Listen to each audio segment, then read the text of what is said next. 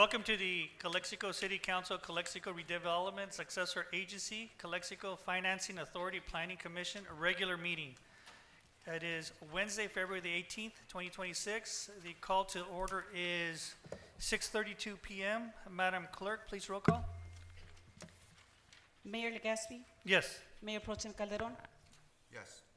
Councilmember Marquez is not here, Councilmember Thalinda, Here. Councilmember Noricumbo. Present. We have quorum. Thank you. Let's stand up for the Pledge of Allegiance.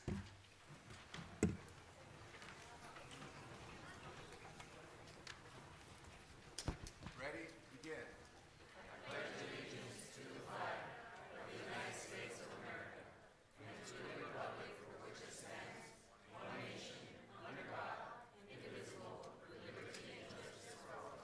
Please remain standing for the invocation given by Israel Grijalva.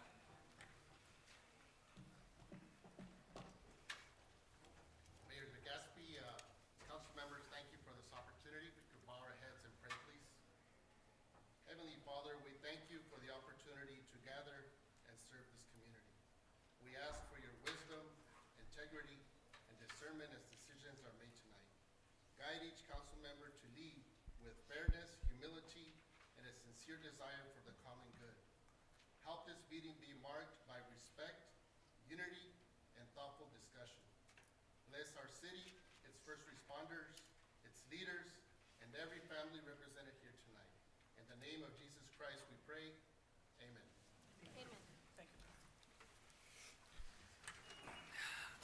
Moving on to the closed session announcement.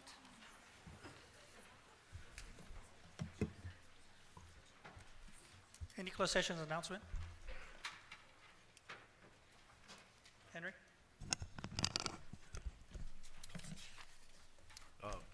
The city council met in closed session and had no reportable action. Thank you, City Attorney. Moving on to the approval of agenda. I'm going to go ahead and call. I will be approving the agenda, but will be recusing myself on item number 13 per the advice of the City Attorney and the FEPC memorandum. Do I have a? Actually, before you do a motion, I would like to request a change to the agenda. I would like to move item number 13 on discussion to be up for the first one, since the majority of the people here are for this item. And I know I'm aware some people have some disabilities.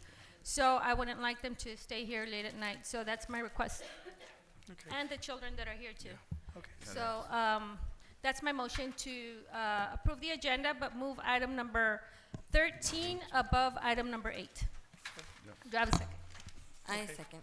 So that's the Motion by me, seconded by I'll second. Councilmember Thalinda. I'll second that. Okay. Councilmember Thalinda seconded. Okay, so motion by Councilmember Dana Nutucumbo and second by Thalinda. Madam Clerk, roll call, please. Mayor Legaspi, Yes. Mayor Pro Tem Calderon, Yes. Councilmember Marquez, Yes. Councilmember Thalinda, Yes. Councilmember Noricumbo. Yes. Motion passes. Okay. There's no presentations. Also, an announcement. We have this coming Friday, the 20th, we have the Little League opening. We have a Little League opening this coming Friday at 5 o'clock at the Legion Field. Okay, going on to the public comments. Thank you, Mayor. This is the time for the public to address the city council on any item not appearing on the agenda that is within the subject matter jurisdiction of the city council. The city clerk will recognize you, and when you come to the microphone, please state your name and place of residence for the record. While members of the public are encouraged to participate, it is unlawful to disturb or delay the council meeting with personal or slanderous remarks. Group commentators may be requested to limit their group comments to 15 minutes. The city council is prohibited by state law from taking action or discussing items not included on the printed agenda. If the item you wish to comment on is on the public portion of the agenda, We will take your comment when we get to the item on the agenda. Please direct your questions and comments to the city council. The mayor and city council reserve the right to adjust this time limit based on the number of speakers who wish to address the mayor and the city council. Okay, the non-agenda, I'm sorry, do we have any further announcements from our council members? I jumped the gun here. Any announcements from you guys, gals? Any announcements? Okay. So, you have an announcement?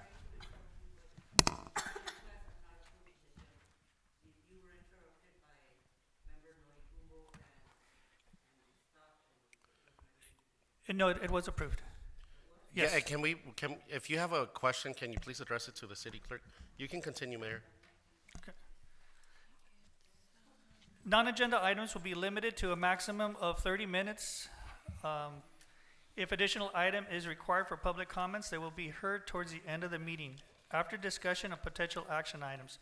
Right now, the time is 6:38 p.m., and it will be paused at 7:18 p.m.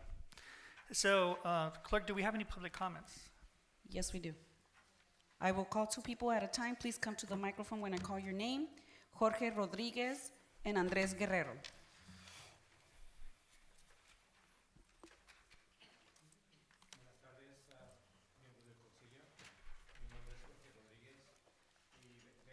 Is that mic on?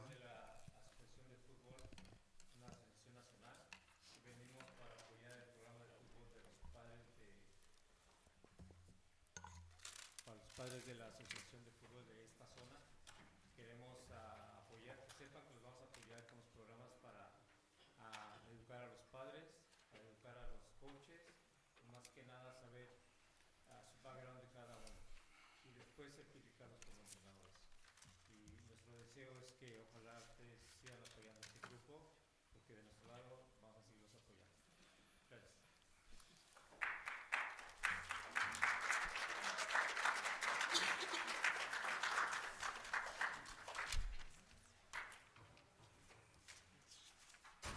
Any other public comments? Sí, buenos días, buenas tardes. Mi nombre es Andrés Guerrero. Soy referee por el estado de California y referee coach por USC a nivel nacional. Escribí un poco lo que intento decir. Vengo a intentar dar notoriedad a las oportunidades que se pueden dar y que se pueden aprovechar, junto con la señora Carmen, que lleva más de 30 años en el fútbol, sobre el gran potencial que tiene esta zona en cuestión arbitral y las oportunidades laborales que se pueden conllevar, más aparte del gran potencial que tiene para esta zona lo que es un buen desarrollo en tanto de campos como el soccer. He visto lo que se ha hecho en otras ciudades con niveles muy altos y estoy siempre a la idea de que Calexico pueda dar de eso más. Junto con el señor Rodríguez, que tiene las intenciones de desarrollar el fútbol tanto con padres y coaches, yo le veo el potencial a las personas de esta zona que son de Valle Imperial, que buscan oportunidades laborales para seguir con sus estudios. Yo le veo muchísimo potencial, demasiado. Son demasiadas oportunidades que junto con la ciudad se pueden dar a los jóvenes de 13 a 40 años. Your time is up. Thank you. Carmen Estrada and Juan Morán. Tell them they can't hear the speakers. Huh?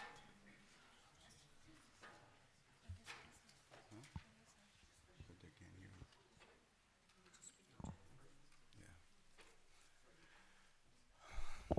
Buenas tardes para todos. Primeramente, quiero decirles que en lo que respecta a nuestro programa estamos contentos debido a que la ciudad de Calexico ya tiene varios tiempo que aprobó 3 dineros para 3 campos, que es el Nosotros, el Jibe y el Córdoba. Entonces estamos contentos porque no se hacía nada porque no había un ingeniero. Entonces ya estamos listos para que el señor ingeniero empiece nuestra cancha de soccer, que muchas la necesitamos, que no tenemos ninguna cancha de soccer. Estamos muy preocupados porque los niños de high school no tenemos un campo para que practiquen ni para que jueguen. Nuestra liga ha estado muy mal en los campos de soccer de aquí de Calexico y no se los quiero estar repitiendo, ¿verdad? Y nuestros niños no han venido continuamente debido a que el dinero ya está y confiamos en cada uno de ustedes que sí se va a llevar a cabo. Señor ingeniero, muchas gracias porque estuvo a las 6 de la mañana, me habló, me dijo a las 6 en el campo, ahí estuvimos plantando árboles y confío en todos que se van a unir para hacer una mejor comunidad aquí en Calexico. Gracias.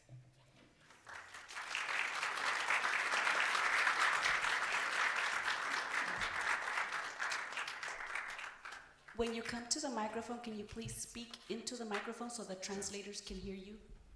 Thank you.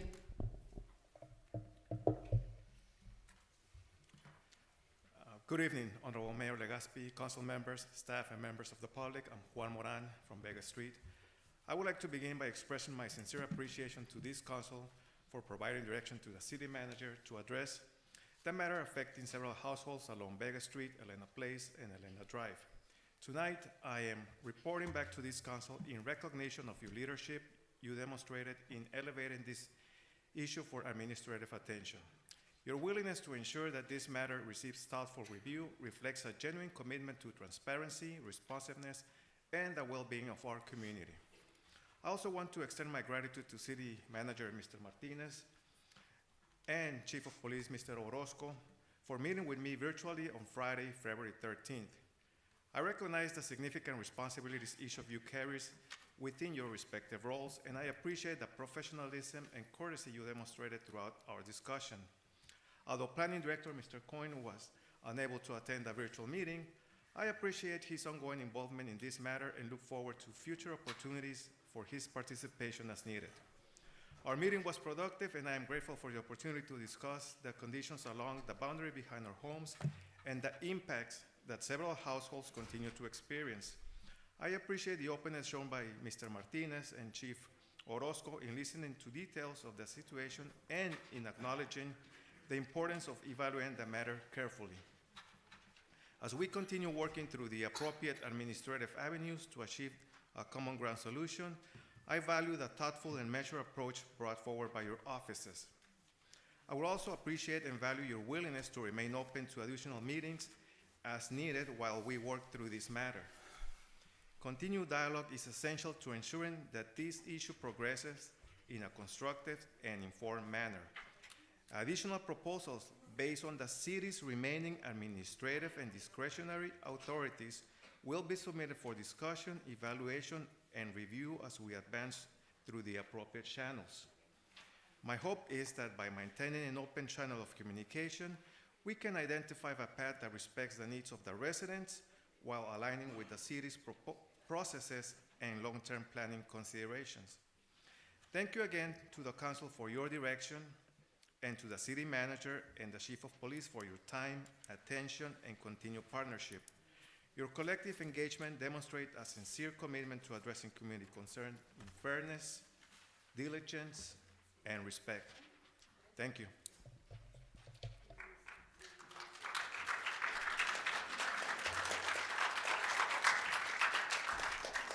Norma Aguilar and Jose Iniguez.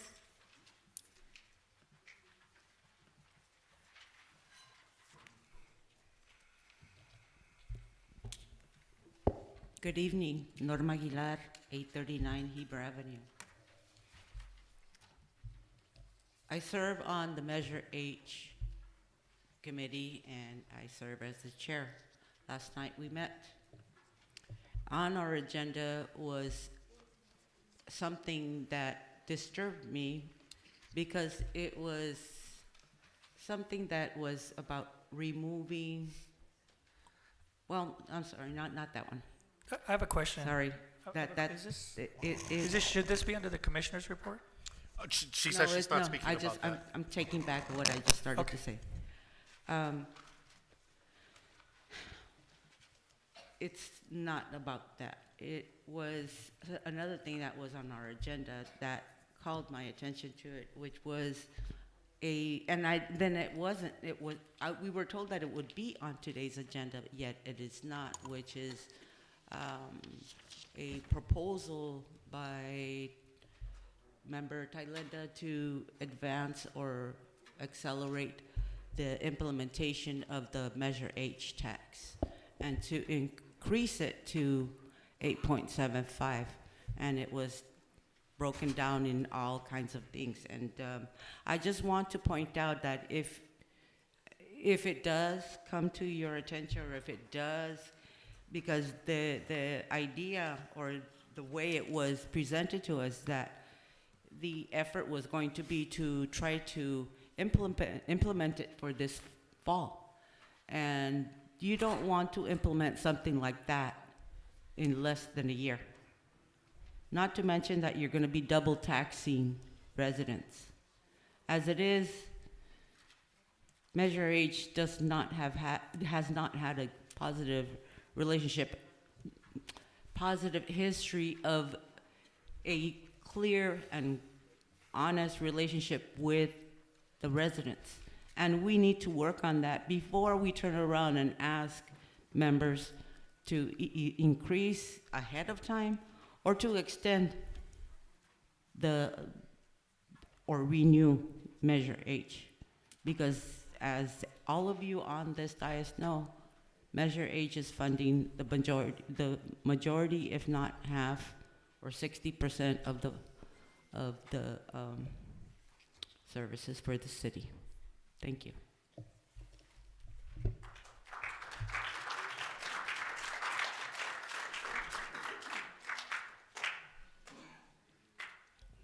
Good afternoon, Council. Good Mayor.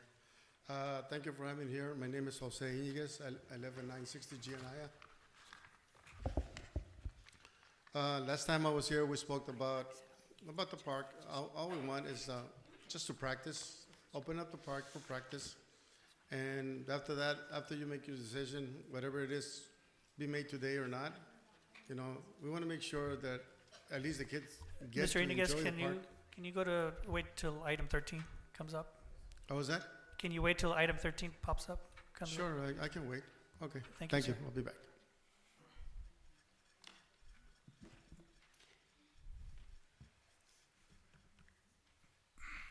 José Carrillo, Mireya Velázquez. Berta Carrillo.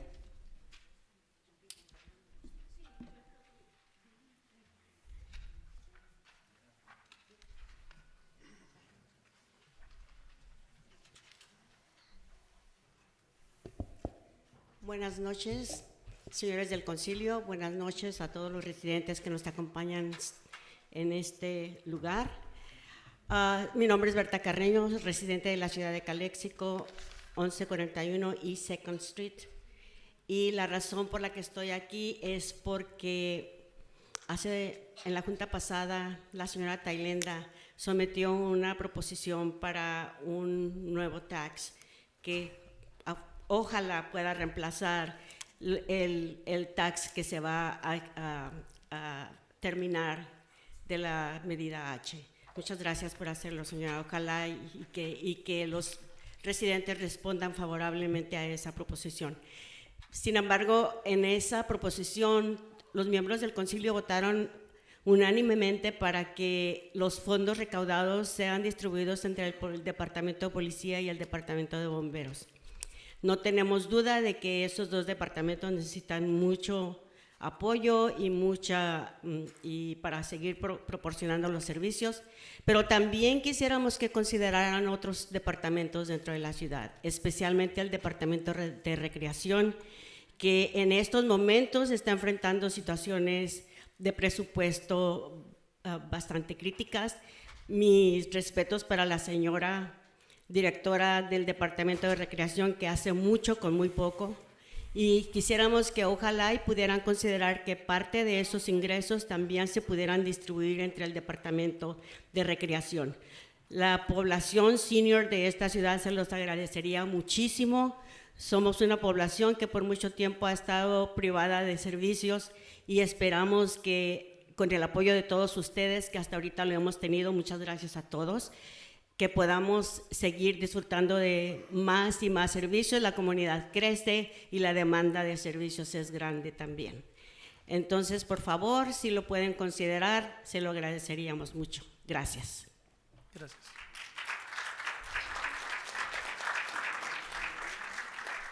José Carrillo. No more public comments. Thank you. Moving on to the city manager's report. I have none, Mayor. Thank you. All right, moving on to the commissioner's reports. No? All right, moving on to city council comments, reports of meetings attended. Council members. Anyone wants to go first? I'll go first. Go ahead. Well, good evening, everyone, and thank you for joining us tonight. Mine will be quick. I just want to take this time to thank all the city department heads and their staff for the work that they've been doing around our city. We see a lot more policemen patrolling. We see trees being planted. Our parks are cleaner and so forth.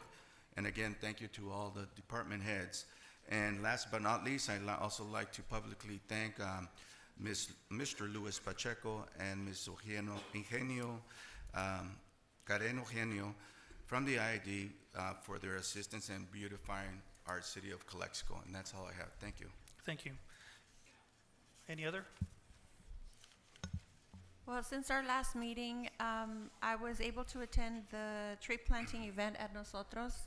I want to also thank the IID for helping beautify our city and providing these trees for us. After that, we were able to attend a tour of the new temporary pedestrian crossing, and it seems to be working okay. However, there has been some complaints from citizens in regards to the time that it's taking them to cross into Mexico. Also, I would like to mention that on Friday the 13th, the community center had their Valentine's Day dance, and it was very much appreciated, especially by our senior community. Thank you to all the city employees who made this possible, because everybody who was there had a lot of fun. And also, last night I was able to meet with my commissioners and Mr. Calderon. And that's all that I have to report. Thank you. Thank you.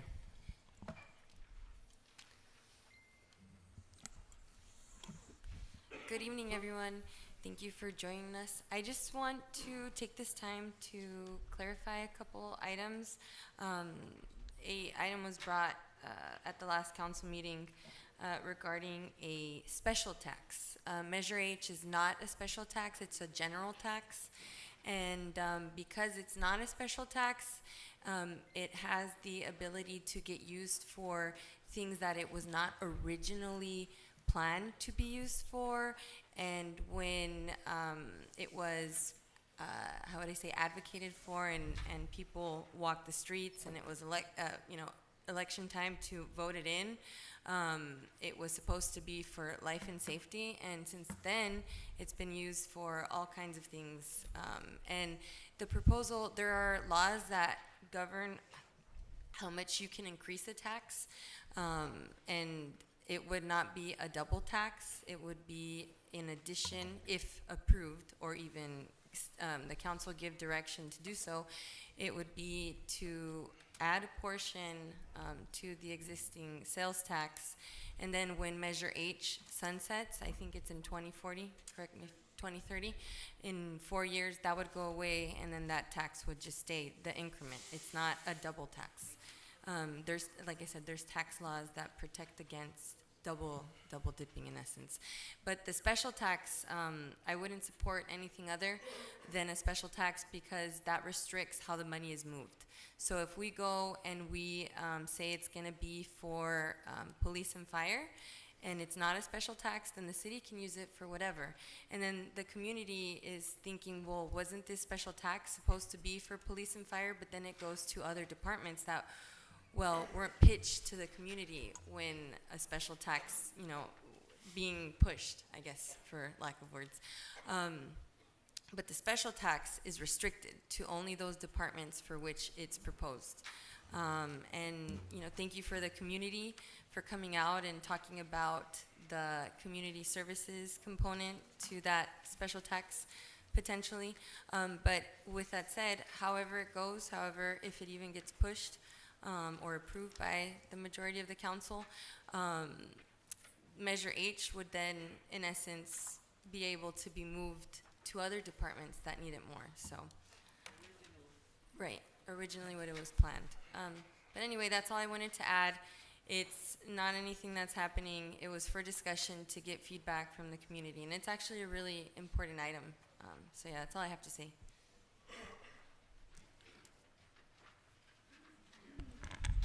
Good evening, everyone.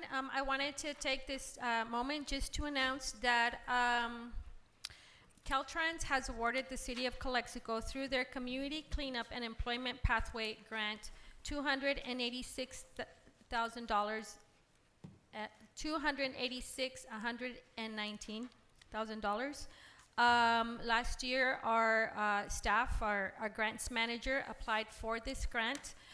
So in just 6 months of her employment, we've already seen the return on our investment. This is in addition to all the other items. We have an informational item number 14, where this position is working great for our city. But this is very good news, and I wanted to announce it to the public today. Thank you. Welcome everyone for your attendance this evening at our council meeting. The meetings that I had attended, along with the city manager and public works director, we conducted a site tour of the downtown and residential areas. We met with quite a bit. This is our second walk around. We met with some business owners, listened to their concerns, and some were actually happy talking to the city manager. Also, the Mayor Pro Tem Calderon, Councilmember Adriana Marquez, and I had the pleasure of attending a tree planting event at the Nosotros Park under a grant. This was spearheaded a couple of years ago by, I believe it was IED Director Javier Gonzalez. So it finally came through. IED Chairwoman Eugenio and IED Director Pacheco were present. And I also want to thank Public Works Director Public Works Department employees for doing the heavy lifting, because it wasn't us that was doing the heavy lifting. Mayor Pro Tem Lencho Calderon, Councilmember Adriana Marquez, and I attended a tour given by U.S. Customs pedestrian area. I want to thank Port Director Roque Casa for the tour, and I also want to thank U.S. Customs for assisting us with the tour.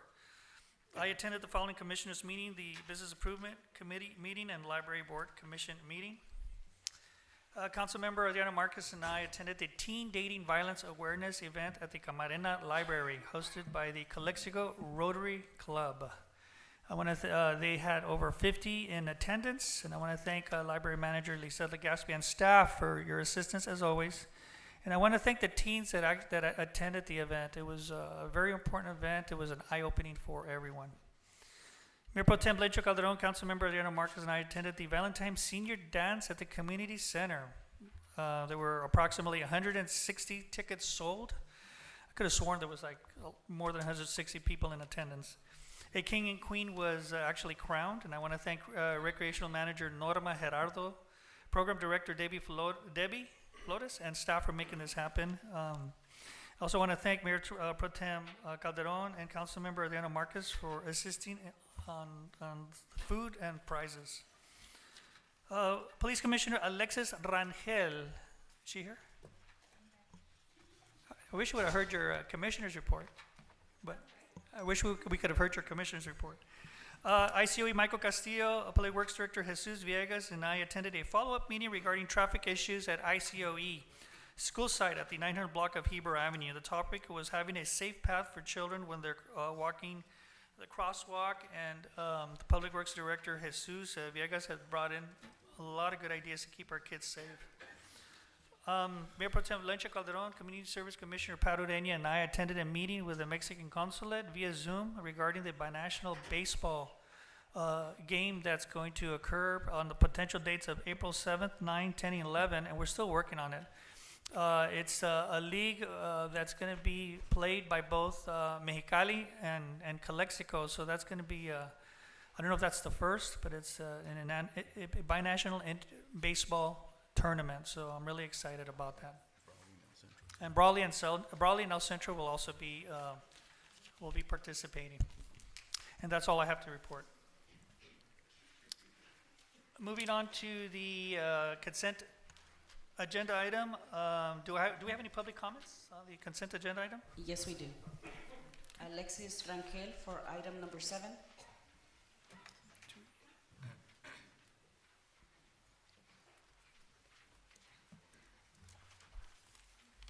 Good evening, everyone. I just wanted to say, regardless of on how it's voted on this particular item, I am the president of the Calexico Cheer Booster. I just want to let the community know, let the council members know that our CHS cheer team have worked really hard throughout the year. The reason why this booster was started was because the past couple of years they weren't able to attend the cheer camps and they weren't able to attend CIF competitions. So we were hoping that we could start getting them back into that because previous years they had done it. So we're really hoping that this summer they'll be able to go to those cheer camps, they'll be able to build up those skills so that they can compete for the following year. So I just want to give a huge shout out to the cheerleaders, all of them, JV, varsity.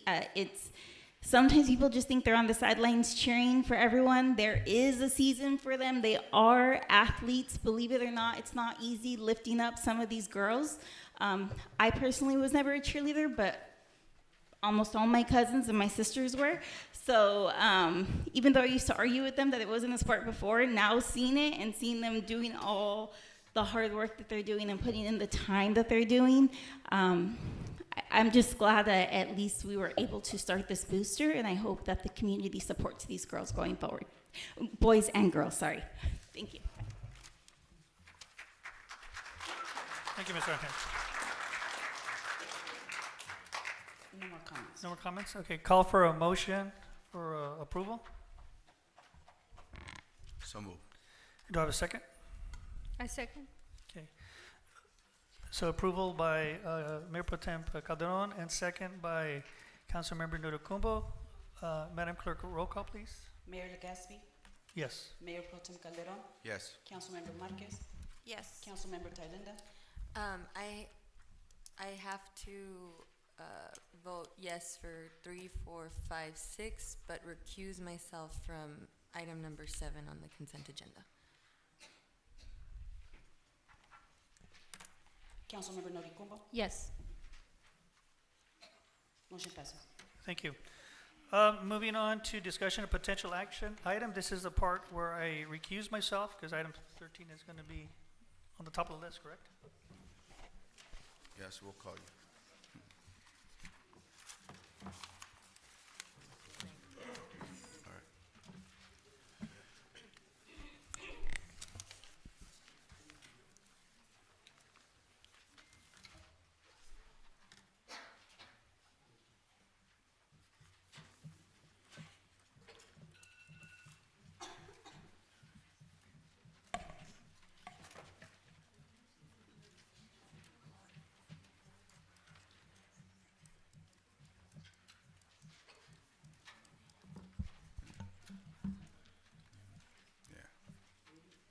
All right, let's go ahead and start. As you were informed, Mr. Legaspi has to step out because of advised by our attorney. We're going to go ahead with item 13, provide direction to the city manager to open Adrian C. Cordova Memorial Park baseball fields to the public for open play and youth sports practice. The backup is that this item was placed on the agenda to provide the city manager directions to make the baseball fields within Cordova Park available for the public for open play and youth sports purposes. As you all know, and I'll remind you that on July 2nd, 2025, this council approved a notice of completion For this park, for most of the year, for the most of the past year, this baseball field has been sitting idle without any public benefit. Basically, these fields have been on lockdown ever since. And just why this item was placed on the agenda by me is that the Little League program we have now, they have 368 players, 21 teams, 42 children that are waiting on a waiting list because we don't have any practice fields.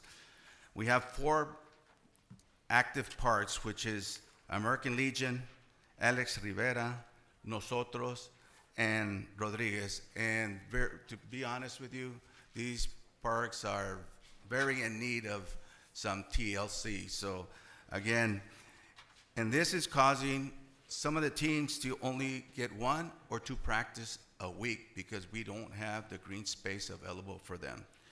It is apparent that our city needs green spaces throughout our city, not only for baseball, but also for other sports. In fact, the recreation standards of green space of 5 acres per 100 residents is not being met by the city. Some of the recommendations, and this is just for practice, this is not, we're not gonna have tournaments, we're not gonna have anything, just to give our kids an opportunity to practice, is 1, to coordinate with the Public Works Department to prepare the fields with public use utilizing existing funds. So in other words, it's not gonna cost any money. This money will be coming out of the Public Works Department. 2, coordinate with Recreation Departments, Public Works, and youth sports groups to set practice time schedules. And note, only 2 baseball fields will be used for practice at a given time. 3, coordinate with Recreation Department and Public Works to establish an accurate day and hours for open play within at least 1 baseball field by residents on first come, first served basis when fields are not being used for established youth practices. 4, coordinate with Public Works and Recreation Departments to assign a staff or a community volunteer to open and close our public restrooms. And 5, ensure that the fields are used for practicing purposes only and open play. The field lighting and the use of the fields will not go beyond 9:00 p.m. on any given day.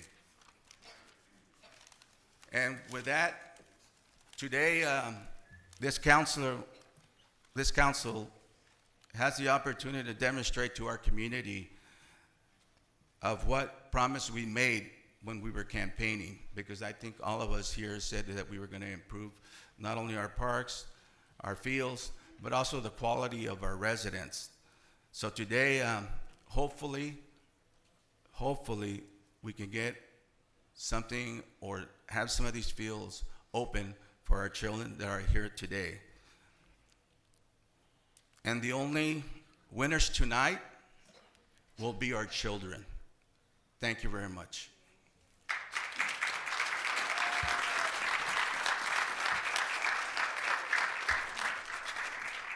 Madam Clerk, do we have any? Are you going to public comment, Yes, Mayor sir. Pro Tem? At this time, I want to remind the audience that you cannot scream from your seat. If you do have a comment, the public comment cards are in the back, and you can give them to the city clerk, and you can come up to the microphone and express your opinions that way. Thank you. I will call 2 people at a time. Please come up when I call your name. Steven Swatkowski and Jose Escoto.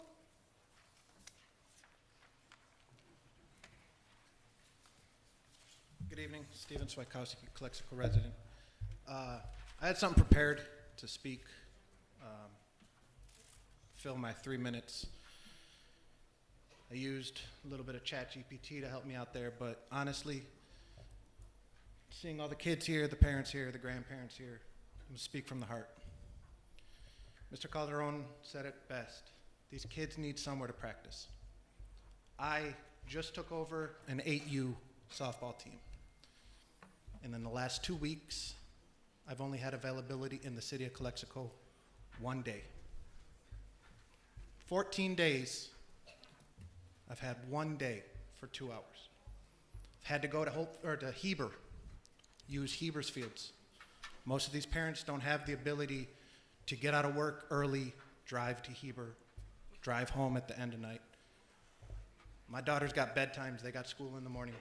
Ending practice because there's only availability in Heber, and getting out of practice at 9 o'clock, getting home by 9:30, it's ridiculous.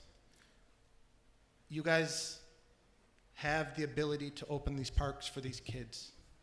These kids want to play these sports. I don't want to see any of these kids turned away from a park where they can play safely with positive role models. Since the parks are closed, they say, well, I'm just going to go do stupid things around the city. We have enough of that. Graffiti everywhere. Kids getting in trouble because they're not in an organized sport or activity. I don't know how else to say it more eloquently. You need to vote to open these parks today. That's the only option. These kids need somewhere safe to play. I appreciate you guys getting with IID, putting in trees to beautify these parks, but a twig in the ground didn't beautify nothing. The parks that we currently have are disgusting. There have been numerous times I've showed up to the park early and found needles and trash everywhere. And I can guarantee you it's not from our kids, because after practice we clean up after ourselves. And that's a promise I'll make, that when we're at Cordova Park, we will continue to clean up after ourselves. These parks need to be opened today. And that's all I got. Thank you.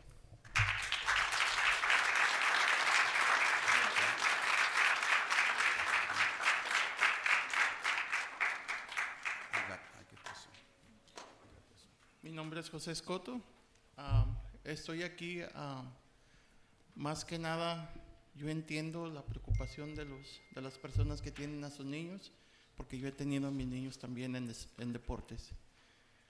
Pero también para nosotros, los que estamos viviendo atrás del parque, empezamos a tener problemas con muchas cosas. Yo he estado hablando a la ciudad para arreglos y todo, y no los hacen. Otra cosa que también nos preocupan, las luces que tienen ahí, que no están bien localizadas. En caso de cualquier sismo, lo que sea, nos van a caer a nosotros, a nuestras propiedades. Ahora, se hizo la propuesta de hacer un parque para toda la comunidad.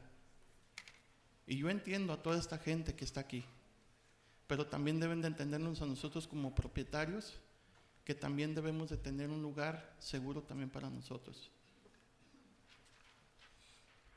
Hicieron en ese parque también un lugar para los niños, que realmente no le han dado mantenimiento como debe de ser. Nomás lo hicieron el parque y se acabó, ahí tienen. Yo, mi preocupación también es que si van a abrir ese lugar, que realmente lo terminen como debe de ser. Que si tienen ellos para que sus niños estén seguros, que se termine, no que lo abran y lo dejen ahí. ¿Qué ha pasado con los otros parques que ellos mismos dicen? No les dan mantenimiento, no se les da seguimiento. ¿Quieren abrir otro parque para qué? ¿Para que sigan teniendo el mismo problema? Eso no es justo ni para los niños, como dicen. Y como les digo, tampoco es justo para nosotros como propietarios que tengamos que tener toda esa gente ahí y que después empecemos a tener de que ya no le hicieron esto, ya no se le dio mantenimiento. ¿Y quiénes son los que sufren las consecuencias? Ellos mismos lo dicen. Los parques no están listos para todo. Esa es mi preocupación. También como ciudadano, como les digo, es bien importante para nosotros que se terminen las obras que se comienzan. Todas están a la mitad. No se terminan, yo entiendo a veces por falta de presupuesto, pero ¿cómo comienzan un proyecto sin decir, sabes que ya se termina ese proyecto? ¿Cómo es que no se calcula el dinero que se va hacer para todo esto. Entonces, es bien importante también para nosotros, como les digo, si quieren abrir ese parque, termínenlo. Termínenlo. No lo dejen así nomás. O sea, un parque para práctica. ¿Le van a dar mantenimiento? No creo. Muchas gracias, señor.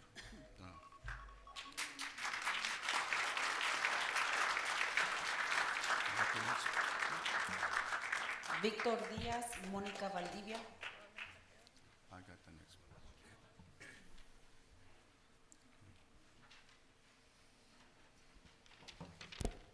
Buenas tardes, miembros del concilio. De nuevamente, aquí, parada, ante ustedes. No para pedirles, sino para exigirles. Señor Calderón, ¿cree que estamos jugando? Usted está diciendo que está cumpliendo lo que prometió en campaña. A mí se me prometió desde que compré mi casa en Victoria Villas, un parque inclusivo. No con 3 canchas de béisbol, ¿ok? Tengo mis planos, si quieres se los muestro, porque al parecer el concilio de hace 24 años no ha podido ver lo que originalmente se nos prometió. ¿Qué han hecho? Solo robarnos, robar nuestros CSD que nosotros pagamos por 24 años. Creo que ya recibieron una carta de nuestro abogado. No estamos jugando. ¿Quieren meter en problemas a la ciudad? Lo va a hacer, señor Calderón. Ya lo está haciendo. Siga todas las minutas. He estado aquí en todas las juntas. Creo que el año pasado habían dicho que el ingeniero iba a rediseñar, iba a ver, iba a hacer lo correcto. Siguen sin hacerlo. ¿Y usted lo quiere abrir ahora? Por favor. Y no es en contra de los niños. Yo también tengo niños. Yo también tengo niños y mis niños no tienen derechos. Lo he dicho 1000 veces aquí enfrente. Y me cuesta mucho venir a pararme aquí. Mire, mire cómo estoy. Porque usted quiere hacer lo que usted quiere, porque es muy amigo de ya sabemos quién. Usted, señora Márquez, también. Estuvimos con una junta con usted, le explicamos el problema. Nosotros pagamos impuestos. Todos estos niños, dígame cuántos viven ahí. ¿Cuántos? Pónganse de pie. ¿Quién paga lo que yo pago? A mí me cuesta trabajo. ¿Ok? No quiero decir que no pueden ir. Sí, abran una cancha, pero cumplan con lo que me prometieron cuando yo compré esa casa. Dejen de robar. Nuestro abogado está preparado para todo. Y nosotros como residentes de Victoria Villas también. Porque no es justo. Ahora, si van a hacer lo que ustedes quieran, háganlo. Pero aténganse a las consecuencias. Porque entonces me van a pagar 24 años de impuestos que he pagado para que se haga lo que me prometieron, no lo que usted quiere.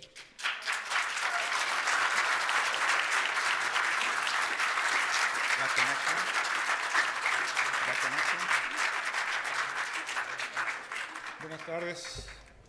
Mi nombre es Víctor Manuel Díaz, soy residente de la Johnson Street en Villas. Y al escuchar los problemas sobre el parque, no estoy de acuerdo que se abra. No estoy de acuerdo porque mis hijos, aunque ya son adultos jóvenes, no tuvieron la oportunidad de disfrutar un buen parque. Sí, y pues lo que se está viendo aquí es que sí, no queremos una juventud perdida, una juventud sin deportes, pero no a costillas de nosotros, porque hemos estado pagando puntualmente nuestros impuestos como ciudadanos y no creo que sea justo que otros vengan a disfrutar de lo que nosotros pagamos. Es mi negativa y es mi opinión de que no se deben abrir esos campos hasta que no se rediseñe el parque.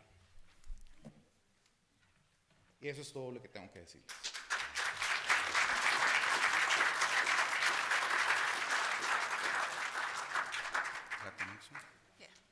Norman Litz and Ruben López.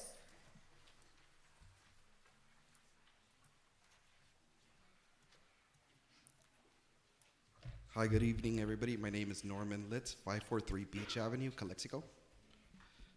So I consider myself more of a neutral party. I'm kind of just listening to everybody and taking it in. I'm here talking to you guys, to everybody here who's a leader, and to the audience here, more as a veteran, a father, and a teacher. I happen to also be a teacher, by the way. So another reason I'm up here is because as a teacher, my mindset is including everybody in the classroom. We think about what every child needs to play. I happen to have autistic children. They've been to that park. We stopped going just because some things had broken down. So I also agree that we need to maintain our parks. I love this city. I've lived most of my life here. And I came back after my active duty service back here. And I still teach to this day. I'm actively teaching. So I'm glad I was able to make this meeting. But I just wanted to make a suggestion. And as a father to my kids, I have 4 children. 2 are 4, and the other ones are getting near their teenager years. But I'm bringing this up because, you know, we should think about what everybody needs to be a part of that community and that park. And I think that maybe baseball isn't the only thing we could play there. Maybe we can keep a baseball field and add everything else that everybody else needs. The elderly, people who probably paid the taxes that everybody's talking about, I'm just trying to think of what everybody's saying in this meeting, and it sounds to me like just keeping everybody in mind. You know, this is our city, and everybody here needs to be able to participate in our beautiful park, and whatever it is that you do, I hope you do that, you take that into consideration, because that's the power in listening, is making people happy. And that's what I'm not perfect, but that's what I try to do, is not make anybody upset. And so I hope I'm not doing that here tonight. But I certainly have to say, you know, for my kids' sake, I just felt like saying my opinion up here and saying, you know what, let's try to accommodate everybody.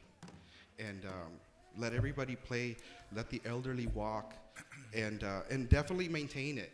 Even if you don't do what I'm saying, please maintain the park, because we'll probably still go there, and I hope I can say hi to everybody there, regardless of whoever you are. So that's all I came out here to say, and thank you guys for your time. Thank you.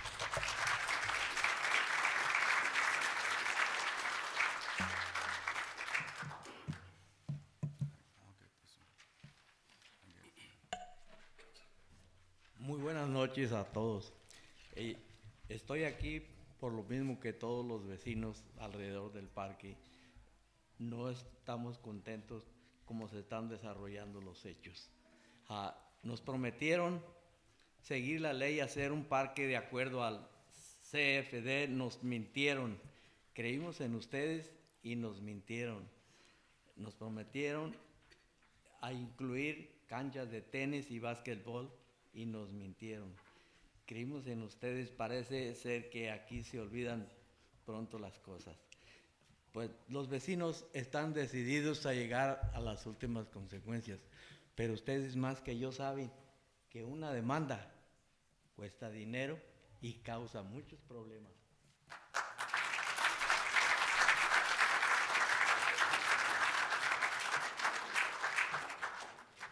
Víctor Anguiano, Maritza Martín del Campo.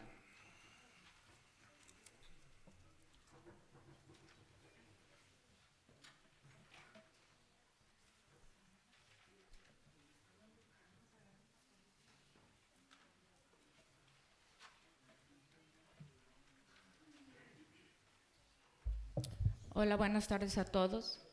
No es la primera ni será la última vez que vengo aquí a exigir mi derecho como propietaria. Mi nombre es Maritza Martín del Campo, Zapata 1416, frente al parque. He contribuido monetariamente para el Parque Córdoba, el cual aún no está terminado conforme a lo que se nos dijo. Sé que aún faltan canchas que esperemos que se terminen, básquetbol, soccer, tenis, etcétera. Pero aquí se hicieron 3 canchas de béisbol de los cuales nunca fuimos enterados, ya que se hicieron con nuestro dinero y sin tomarnos en cuenta. El Parque Córdoba es y será para la comunidad, con el único objetivo de darles a los niños, jóvenes y adultos un lugar adecuado para realizar diferentes actividades. no para lucrar con él. Exigimos que se respete el acuerdo del año pasado en que se iba a rediseñar el parque. Y ya estoy cansada de solo ver montones de tierra frente a mi casa, cercos en el cual no puedo pasar. Tengo que rodear bastante con mis nietos y les pido por favor que en realidad trabajen para la comunidad, no para unos cuantos y sus intereses. Recuerden que su labor es servir a la comunidad, no servirse de ella. Buenas noches.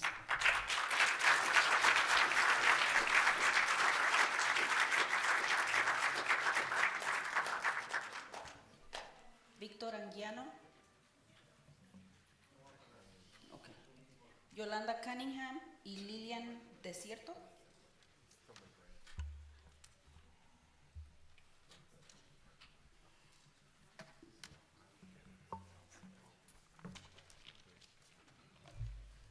Buenas noches, mi nombre es Yolanda Cunningham y resido en la ciudad de Calexico.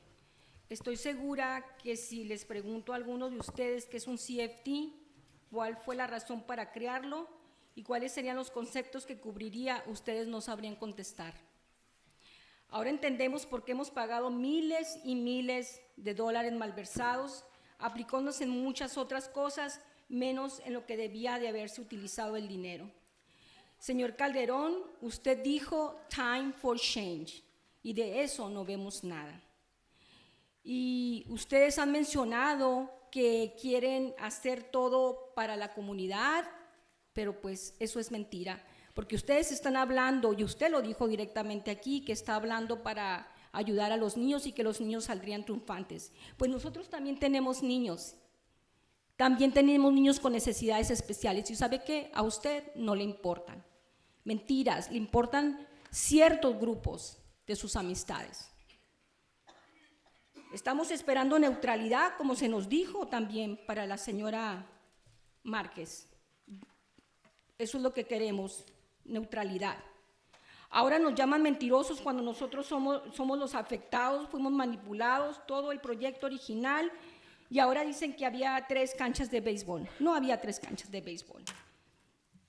Nos han dejado solamente, fueron cambiando todos los planos hasta dejar 3 canchas de béisbol y un puñado de tierra para los residentes. Allí les pasé, por favor, si es tan amable de pasarle para que vean, si es tan amable, los dibujos en donde juegan nuestros hijos. La ex mayor Maritza Hurtado anuncia con bombos y platillos la construcción del Córdoba sin tomar en cuenta a sus residentes hace años, pues no existe absolutamente un proceso que la avale legalmente, como son las consultas públicas, estudios de impacto, etcétera. Solo se han burlado de nosotros. Nosotros ya sabemos que la señora lucra porque ella es la tesorera de las ligas y ustedes lo deberían de saber. Exigimos la no apertura de ese campo, el cual no cumple con los requisitos legales, y queremos saber muy bien quién se hará responsable de firmarlo como una obra terminada. Usted, señor Villegas, sabe perfectamente, ya lo hablamos, ¿ok? Necesita estar una persona autorizada para ver quién se va a hacer responsable de esa obra por si hay algún accidente. No tiene permisos ese parque, pero ustedes no lo quieren entender. Quien tome la acción de abrir será responsable ahora de violar las leyes de los contratos del CFT. Algunos de ustedes actúan de mala fe sin importarles sus ciudadanos, pues solo velan por sus intereses de sus amigos. Su obligación es con los contribuyentes, señores, no con los negocios privados. ¿De cuándo acá se ha visto que una ciudad le tenga que estar rogando a sus representantes para que representen a nosotros los ciudadanos, los que pusimos allí? Gracias, señora Canea. De nada, señor Calderón.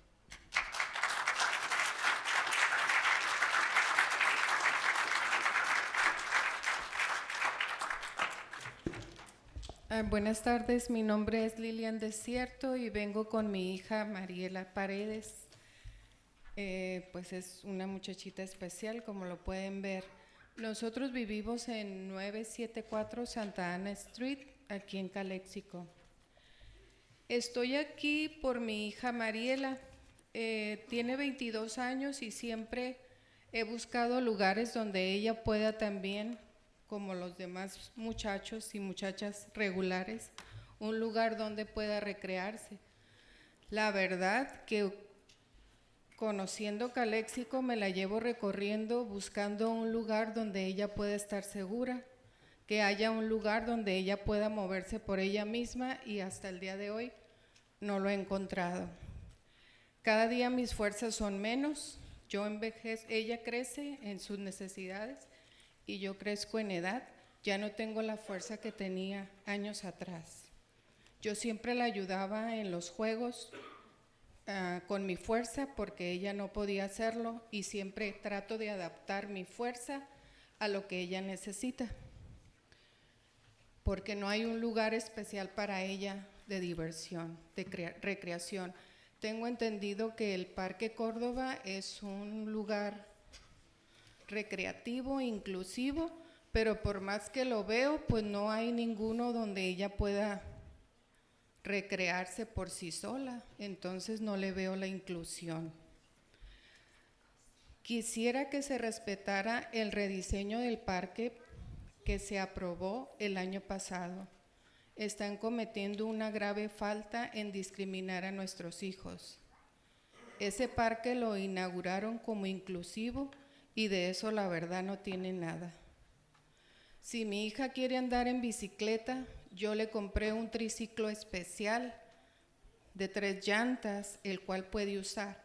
Pero si me voy con ella al parque y la quiero dejar sola, no puede terminar el circuito porque no está completo. Está el del estacionamiento, sí, pero ahí cómo avanzaría ella. No está terminado adecuadamente, si es que fuera inclusivo.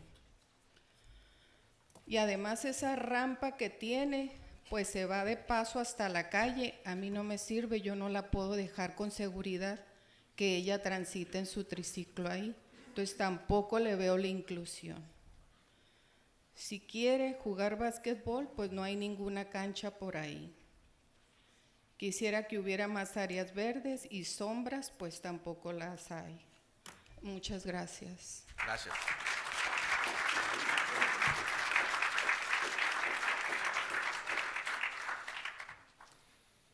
Santa Carter and Javier Lopez.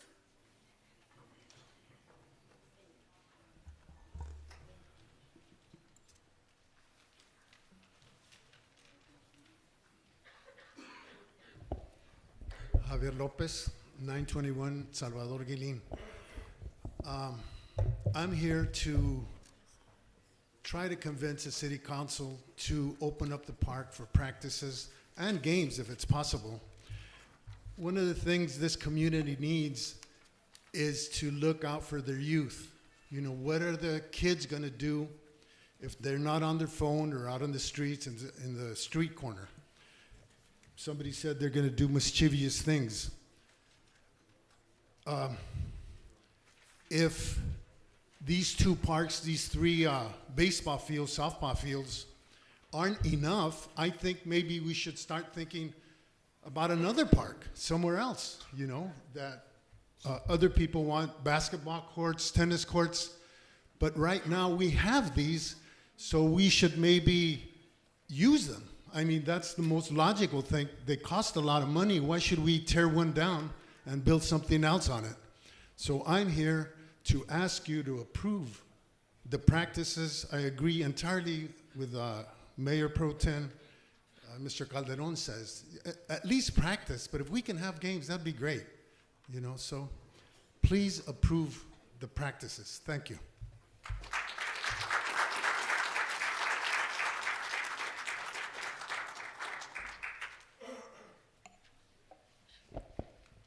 Buenas noches a todos los presentes. Mi nombre es Santa Carter y estoy acompañada por mi hija Bárbara. Vivimos en 1413 Johnson Street y estamos aquí para volverles a decir de nuevamente que nosotros somos testigos directos de que este parque que construyeron en 3 canchas de béisbol no tiene nada que ver con el parque diverso e inclusivo para las familias incluidas, las que tenemos niños y jóvenes con necesidades diferentes. Mi esposo trabajó en Victorias desde el inicio aquí en Calexico y él sabe perfectamente bien que lo que se está haciendo ahorita pues no es lo que se nos vendió a nosotros. y pues él desaprueba completamente la falta de respeto y seriedad a lo acordado por falta en el inicio, ¿no? Con lo que nos vendieron a nosotros. Necesitamos un parque con diversidad, con esparcimiento. Mi hija ahorita tiene 32 años, tengo 20 años viviendo ahí y nunca ha habido nada incluyente para ella, para su silla de ruedas ni nada de eso. Espero con el favor de Dios que esto se solucione, que no sé si las otras administraciones, junto con ya en esta que estamos actualmente, si lo están haciendo por mala fe o por ignorancia. No creo que sea por ignorancia, porque cuando están agarrando un puesto público, saben perfectamente que bien que es para servir a la comunidad. Estoy cerca del parque, nada más miro un montón de tierra y es lo único que vemos nosotros. Entonces les suplicamos, por favor, de la manera más atenta, que trabajen. He pagado impuestos, todos hemos pagado impuestos. ¿Dónde está nuestro dinero? Eso es lo que necesitamos saber. Muchas gracias.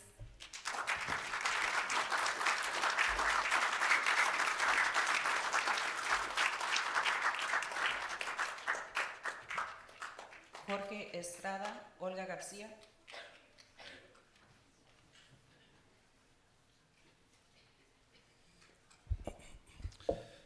Muy buenas tardes a todos los miembros de la comunidad y a los miembros del consejo. Yo estoy aquí para expresar mi apoyo a la apertura, ya sea para entrenamientos y juegos de la liga de T-Ball. Estos campos fueron construidos precisamente para el uso recreativo y permitir que nuestros niños lo utilicen. Les brinda un buen espacio seguro, saludable y supervisado donde puedan desarrollarse física y socialmente. Más allá de todas las preocupaciones de todos los vecinos alrededor, esta liga y esos campos representan una inversión en nuestros niños, en su salud, en sus valores y en el sentido de la comunidad. Les enseña a los niños disciplina, trabajo en equipo y les da un lugar positivo donde crecer. También fortalece los lazos entre vecinos, miembros de los equipos, los mismos jugadores, jugadoras, y crea un ambiente más unido y activo. Apoyar la apertura de los campos es apoyar a nuestras familias, a los niños, el futuro de la comunidad. Aprovechemos los recursos que ya tenemos para crear algo positivo para todos. Como el señor López estaba comentando, independientemente de cada razón que los miembros de alrededor tengan, esos campos ya están construidos. A lo mejor no están al 100% terminados, pero pues es ilógico tirar toda la basura y gastar más dinero que no se tiene. Vuelvo a dar mi aprobación y les pido a los miembros del consejo que permitan a los niños tener más prácticas y juegos. Gracias.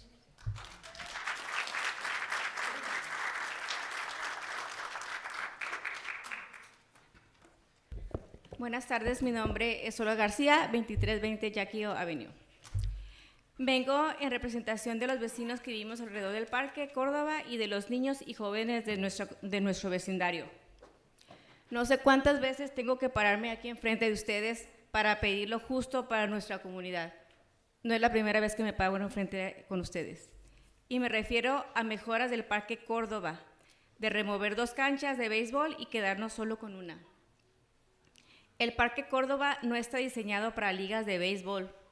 Es un parque comunitario para la comunidad. Yo le invito a que vea a las personas que se levantaron. ¿Qué necesitan? No necesitan 3 canchas de béisbol. Ojalá que con empatía vea por qué venimos a hablar aquí. Parques inclusivos. ¿Usted cree que esos niños van a jugar béisbol? Escúchenos, pero escúchenos desde el corazón. Es lo que estamos pidiendo.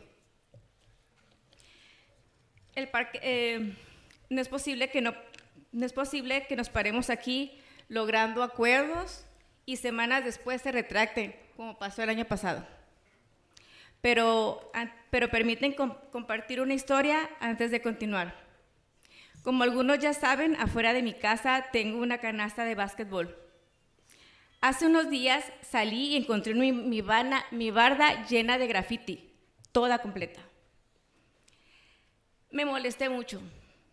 y revisé las cámaras y habían sido unos jóvenes que suelen reunirse fuera de mi casa.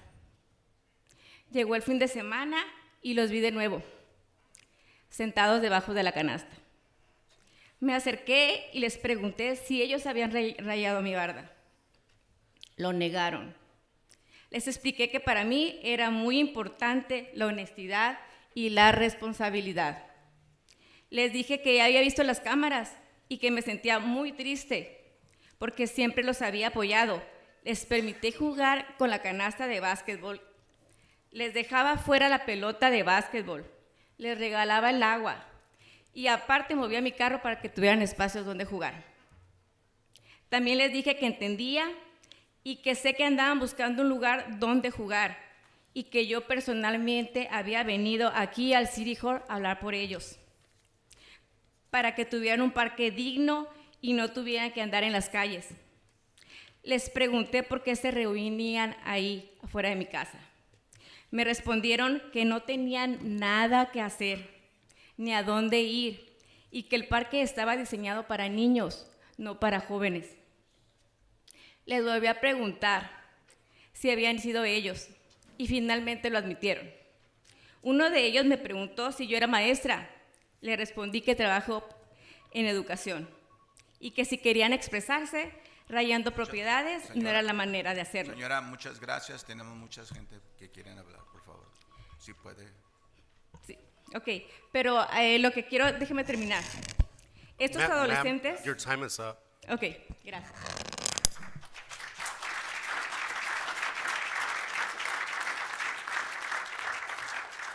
María Canizales and Mireya Velázquez.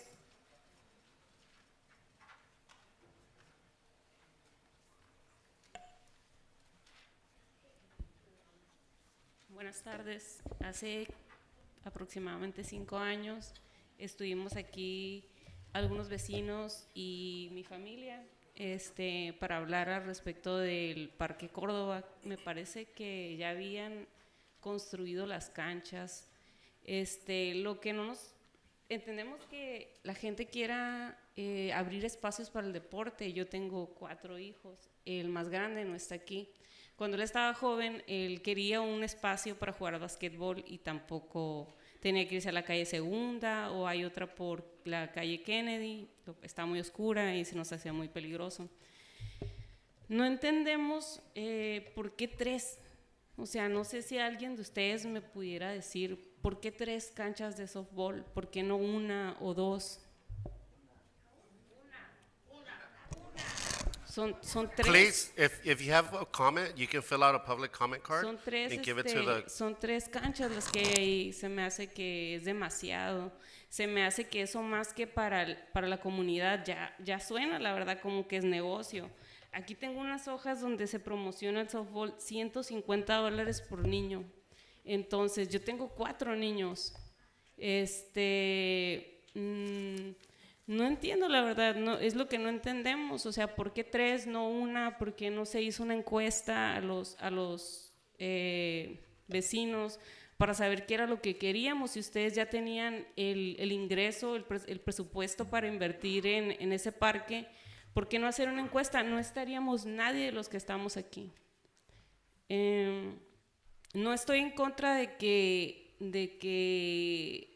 que los niños tengan un espacio para jugar, me parece maravilloso, pero pues sí estoy en contra de que no se tomen en cuenta a mis hijos, a hijos de mis vecinos, a los niños que tienen diferentes necesidades. Pues realmente no sé si valga la pena estar aquí hablando con ustedes. Espero que sí, que nos tomen en cuenta, y si en dado caso votaran a favor de abrir las canchas, me gustaría saber que no van a tener llave y que no me van a decir que yo no puedo usarlas porque va a haber juegos de la liga. Me gustaría saber que esas canchas realmente van a ser públicas y no se van a regir por una agenda de juegos o de ciertas personas. Creo que mi hija quería decir unas palabras. ¿Viene?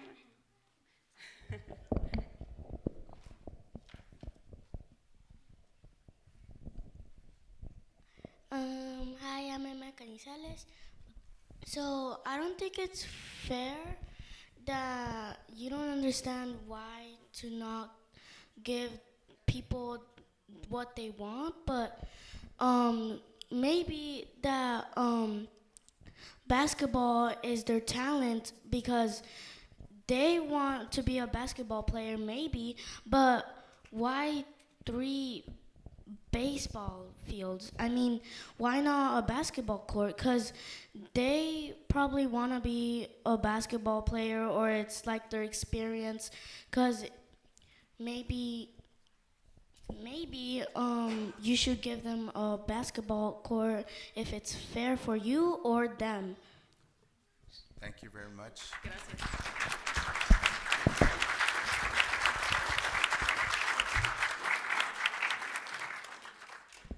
Buenas noches a todos. Me llamo Mireya Velázquez, soy también residente de 1341 Garfield y vengo en representación de las 6 familias, 6 casas alrededor mío. Hay 4 canastas de básquetbol, hay demasiados niños, o sea, niños y adolescentes, entre ellos mis hijos, en mi casa son 3 niños. Y también, digo, yo no estoy en contra de que una cancha de béisbol, pero también, yo sé, los niños son muy importantes, pero también mis hijos, los hijos de mis vecinos, los que pagamos los impuestos de esas casas por años, también tienen derechos. Entonces, yo no estoy de acuerdo que se abra el parque hasta que se rediseñe. Digo, tampoco queremos que lo tumben, así como está diciendo la gente, que por qué tumbarlo, no hay necesidad de tumbarlo, adaptarlo a otros deportes, porque todos tienen derechos, o sea, no nada más, porque nada más béisbol, o sea, mis hijos también tienen derecho a jugar básquetbol y no estar expuestos ahí en la calle poniendo conos para que no nos vayan a atropellar, porque no hay donde jugar básquetbol y no los voy a llevar desde Victoria hasta la calle Segunda a jugar. Mi hijo está en equipo de básquetbol en Kiki Camarena y también en verano lo llevo así. Entonces no pueden ensayar más que ahí en ese pedazo de mi calle. Entonces queremos que sea para todos, no nada más para algunos. Queremos y no nada más para básquet y béisbol, también nosotros queremos caminar alrededor del parque. O sea, queremos que se diseñe para más cosas, no nada más para esos 2 deportes. Y eso es todo. Muchas gracias. Gracias.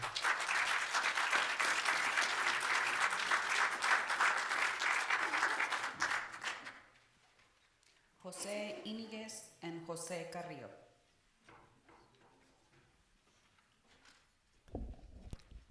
Buenas tardes a todos. Voy a hablar en español. Después de oír a todas estas personas, lo que yo pienso, el plan original sí tiene canchas de básquetbol, canchas de tenis. Por alguna razón no se ha terminado la frase número 2. También hay programas para los niños, como dijo la señora, no tenemos nada. Hay un programa que se llama Challenger, está en el centro. Tengo el número, si gustan yo se los puedo dar. Lo que tenemos que hacer aquí es unirnos, trabajar juntos, en vez de estar peleando. No le llevamos pelea y pelea todo el tiempo. Estamos peleando por la casa de los niños, de los padres, de los residentes. Todos pagamos taxis en esta ciudad. Yo tengo más de 45 años pagando taxis y no me quejo de lo que hay alrededor de mí. Todo el tiempo va a haber problemas en todos los lugares porque no hay parqueadero, no hay esto y esto otro. Pero la mera verdad, si nos unimos, en vez de estar peleando, podemos salir adelante con todo. We can achieve a lot of goals if we work together. Okay, thank you.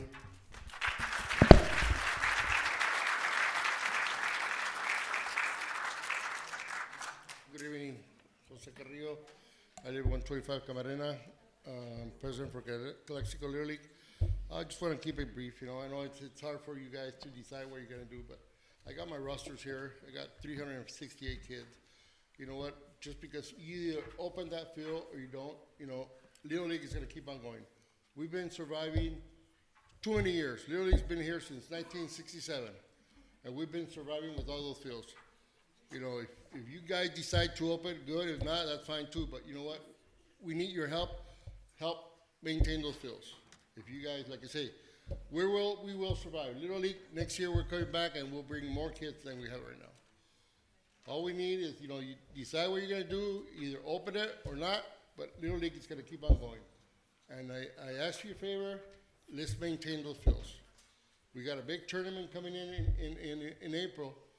It's going to be a national tournament So we need to get those fields good. All I, whatever you decide, I respect. Thank you.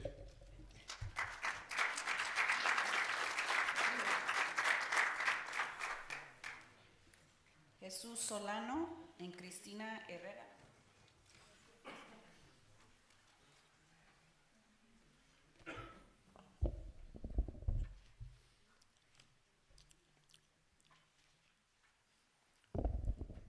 Jesus Solano, 426 Rosemont, Calexico.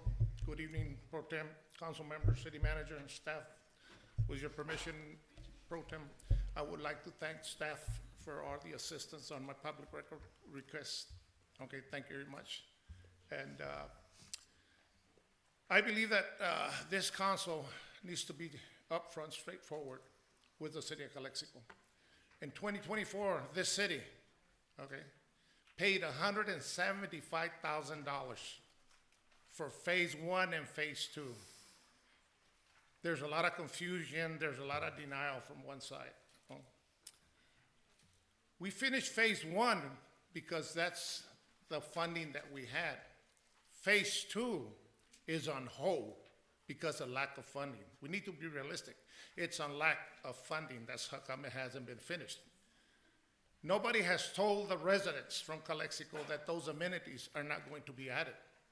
They will be added on phase 2. Now, this here is 3 baseball fields. It was presented to the city of Calexico in July 2003 by Brian Mooney. We have them here, 3 baseball fields. Some of these residents that have been living there say that it was only 1 baseball field. So this debunks that. This is 3 baseball fields. And it's got all the amenities. Please. It's got all the amenities.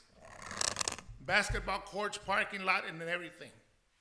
And we need to be upfront with the community and tell them we have not finished phase 2 because of lack of funding. Now, the other concern that I have is notice of completion. I don't know what notice of completion means then. We have the attorney here. It'd be good if he speaks out. I hope you speak out. On October 21, 20, notice of completion for fencing, dugouts, and baseball diamonds. On July 21, 2021, notice of completion for installation of light fixtures. On January 19, 2022, notice of completion for the restrooms. On July 2, 2025, notice of completion of phase 1. So phase 1 has been completed.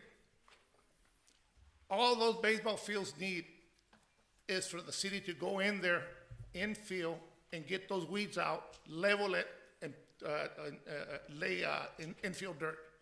We're talking maybe $22,000. That's not including the labor. That's just on material.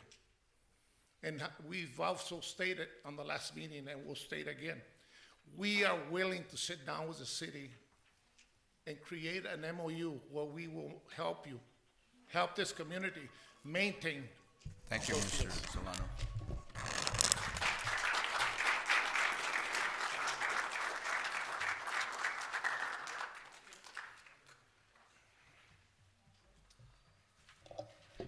Hi, good evening. My name is Cristina Herrera. I live in 1425 Harding Court. And right off the bat, Calexico lacks sports and arts opportunity for kids. And that's a given. No one argues with that. There aren't sufficient opportunities or spaces for that. But those opportunities in those spaces, they're not the responsibility of a particular neighborhood. They're the responsibility of the city. And we comply monthly, paying our mortgage and property taxes that funds in part this park in particular, but as today, we haven't gotten that in return. The park as it is now, it's in a really bad shape for small children. I'm speaking for small children because that's my situation, my kids. I understand the burden of commuting to other parks. I commute to other parks because I go to Aurora Park in El Centro to use the playgrounds. Why? Because my park has one that is burnt and broken down. And what we have right now is not even usable. But the fact that they are building something else without fulfilling what this neighborhood needs and not taking into account their needs, that's the issue here. Not the fact that kids shouldn't have the space. Of course they should have the space. But why in a residential area when obviously the neighbors are not happy with that? And you mentioned a couple of things that feel a little bit like a slap in the face. Mr. Calderon, you mentioned it won't cost any money. It does cost money because I pay monthly my taxes, so it does cost money. Saying it does not cost any money, that's a slap in the face. And second, you say only the kids will be the winners. My kid is not a winner. Again, my kid commutes because you do not maintain the park that we have right now, and the kids in the neighborhood, those aren't winners. So I don't know what kids you're speaking of, but they're not the kids in the neighborhood. That's all I want to say. Thank you.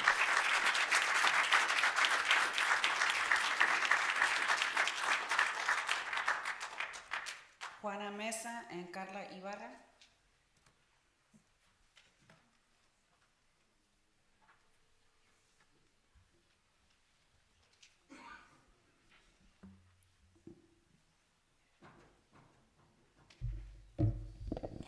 Buenas tardes, mi nombre es Juana Mesa, vivo en 1955 College, ahí cerca del parque, y yo también estoy aquí con mis compañeros vecinos. Estoy aquí con mis compañeros vecinos para exigir lo que se prometió. Yo he vivido ahí desde que estaba todavía el lote baldío más allá hasta la Bowker. Tengo ahí desde que se está construyendo Victorias, y eso fue eso fue uno de los motivos más grandes por lo cual yo quise eso, por mis hijos también. ¿Por qué? Porque iba a ser un parque inclusivo. Ahorita ese parque lo están haciendo exclusivo para las ligas, y así se comentó. For the leagues. Yo no estoy en la liga. ¿Tuve a mis hijas en ligas? Sí las tuve. Y fuimos a donde tuvimos que ir, donde se tiene que hacer. Que hay 4 parques nada más, no es cierto. Las escuelas también prestan sus campos. Entonces, no son 4 campos nada más. Hay más. Hay más para lo que es la liga. Este parque, ¿para qué debe de servir? Debe de servir no nada más para los chiquitines, y los invito. Yo quiero que ellos también disfruten de nuestro parque.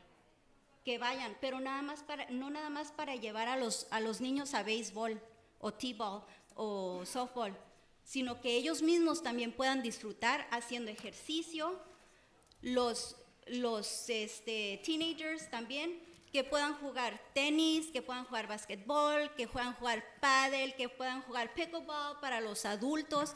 Se prometió alberca, áreas donde puede uno hacer sombras para poder hacer una carne asada, convivir con los vecinos y conocer a los vecinos, porque van las ligas, no conoce uno a nadie, más bien se cuida, no porque sean rateros o no es eso, sino porque no es su comunidad, y a nosotros sí nos ha costado, pero aún así yo los quiero invitar a poder disfrutar de un parque de todas las edades, incluyendo a nuestros viejitos, porque hasta ellos también aportan mucho amor y valor, y ellos también necesitan sus caminadas, como también nuestros hijos de necesidades especiales.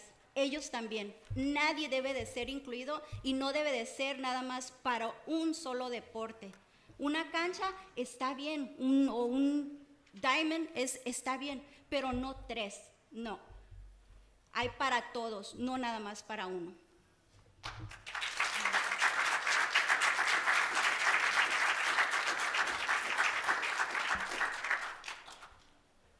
Good afternoon, Carla Ibarra, 2219 Iturralde. My son with their kids, the Canizales, and we used to go and play Mexicali. We used to take them all the time to Mexicali because there's no basketball courts. And we used to always play in their house, outside. And I remember one time I had my basketball court outside and my son was really excited to play. And there comes this man y dice, señora, ¿le puedo hablar con usted? Y le dije, sí, dígame. Dice, agarre esa de básquetbol y póngala allá lejos, no la quiero en el camino. Y así, porque creen que la banqueta es de ellos, entonces pues se acabó el básquetbol. Si no buscamos en dónde ir son muchos niños que juegan básquetbol. Y también tennis, because you also helped me get my son in tennis, and there's no courts. No hay courts en ningún lado de tenis. Yo no tengo ya niños chiquitos, pero no nomás son ellos, es toda la comunidad de Calexico que tienes que representar, Lencho. Ellos, no nomás es béisbol lo que se juega aquí en Calexico. Es más, hay más de 700 niños en soccer, muchísimos más que béisbol, y esos sí son de Calexico. Y la señora Carmena tiene muchísimos más años pidiéndoles aquí que vengan, rogando. La señora Carmen me da un chorro de lástima. Okay. The notice of completion, these are not permits to open the park. And where's the backup for the work done? They're not even signed, but these are not notices of completion signed. And where's the backup, okay? And what did they finish, okay? Now a question, what is needed for final approvals? Do you guys know what's needed for the final approvals? You don't know what's needed for the final approvals, do you? We can't answer. Okay, but you don't know. I know for sure. The final inspections are done by the city inspector matching approved plans and safety compliance inspections ensuring structures, landscaping installations meet local state safety regulations, which Michael Coyne is our director but not a certified building inspector, right? And certificate of occupancy, signing off the final inspection. Otherwise, it's illegal and can face potential penalties, including demolition. A certificate of occupancy is a legal requirement under the California Building Code and is required before any parks, restrooms can legally be occupied. Who is the city engineer that's gonna sign off on drainage, grading, infrastructure, and site and safe and stable for public use? Mr. Villegas does not have a license. Do you have a license, Mr. Villegas? For what? You don't have to answer. You're not a city engineer. Ibarra, thank you. Your time's up. Okay. We're gonna hold you guys accountable.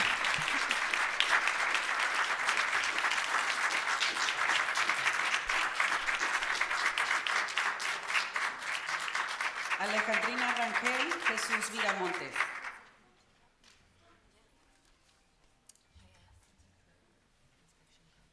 Good evening. Alejandrina Rangel, Madison Court in Victoria Villas. I went ahead and Googled Adrian Castro Cordova Park in Calexico. It says it's a featuring playgrounds, sports field, baseball, soccer, basketball, and walking trails, including new amenities like pickleball courts and improved facilities, okay? So the park is intended to serve youth, adults, and seniors and various recreational activities. This is what it says in Google, okay? So I know the plans are here. I attended last week's commission meeting, and I heard that there's minimal opportunities here in Calexico as opposed to other cities and other places that they went to go visit, the commissioner reported. You know, they need space for women's sports. We're lacking fields. No space for a variety of sports. We all know that. That is what everyone is reiterating right here today. There's no place. Well, we do have a place. And it's going to be your job, city members, to make this work for us, for our future. It seems like maybe there's no communication between the city and the commissioners because they seem to have a lot of money. They seem to be saying that there is 200,200 for Heber Park, for Crummett, for Adrian, this past meeting. I encourage all of you to come and see where the money is, just like we come here, because they have a lot of money and they move it around. The Friendship Park, other places. thousands of money that is just sitting, and they're going to lose it if they don't use it. Wow. So we need to come together and really work hard. Speak to each other. We need it. And I see what happens. Yes, 368 players. They do need a baseball field. 1, 2, 3. We keep one, we put 2 at the west side. It's not tearing them down, it's just moving them. Give the west side opportunities. Give them business. I hear the parents. Ay, traje a mis niños porque ando buscando un parque. Aquí llegamos. Sí, ya se quebró a donde juega mi nietecita. Ya no la voy a poder llevar. ¿Qué fue lo que dije? La voy a tener que llevar a Buckland Park next time because it's broke. And then I saw 3 kids at 2 o'clock smoking out, videotaping themselves on the kids' toys. We need security people that are going to take care of our parks. That's another thing. They're going to have to be vigilant. So there's a lot of issues going on. Thank you, ma'am. Thank you. Your time's up. Oh, that was it. Well, have a good evening. I had so many notes. Thank you.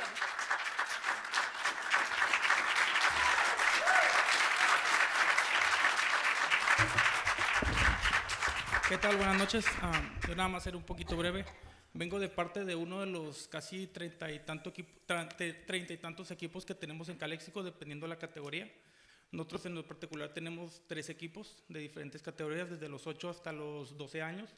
Estamos buscando más lugares, más espacios para que nuestros niños y nuestra pequeña liga pueda, pues ya no más crecer porque ya no cabemos.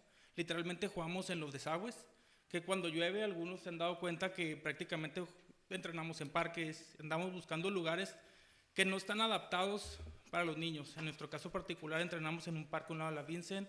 Es un lugar un poquito peligroso, entrenamos en las canchas de básquet, donde los niños en ocasiones pues se han caído. No es lo mismo que estar entrenando en un campo. Pedimos un lugar, un espacio. No les voy a decir dónde ni qué, porque quiero pensar que ustedes están ahí por algo. Porque saben dónde, conocen Calexico. Aquí todos somos de Calexico, en la mayoría. Ya tengo yo 15 años aquí. Mi esposa tiene un poquito más. Mis niños ya nacieron aquí. Les pedimos ese pequeño espacio. No les voy a decir dónde. Ustedes saben dónde, ustedes pueden buscar la manera, les pido la manera más amable. No les voy a decir que le quiten espacio a otros deportes, no les voy a decir que quiten esto, que pongan aquello. Simplemente quiero pensar, desde la última vez que vine, que fue el año pasado, leí y miré todo el plan que tenían con el Córdoba. No voy a decir que quiten y pongan.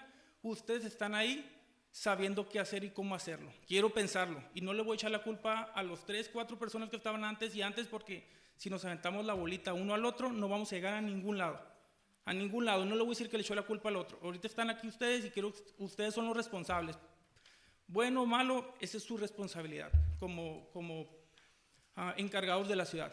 Les pedimos simplemente el espacio para nosotros, para la liga. La señora Carmen Estrada, no voy a justificar el hecho de que la señora venga todos los días, pero prácticamente viene a pedir, no solo por mi equipo, viene a pedir por la mayoría de equipos. Pueden pedirle toda la lista de todos los niños que vienen, en su mayoría son de Calexico, viene uno que otro equipo del centro, viene un equipo de Heber, viene un equipo, pero prácticamente son residentes de aquí. La mayoría son personas que vienen dentro del condado a jugar con nosotros,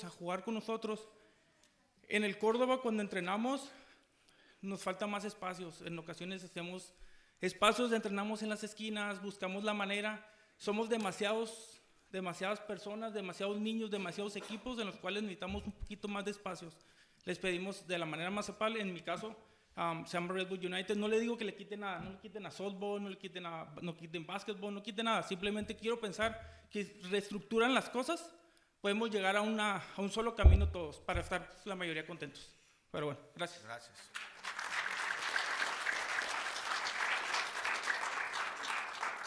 Sebastián Canizales and Oscar Canizales.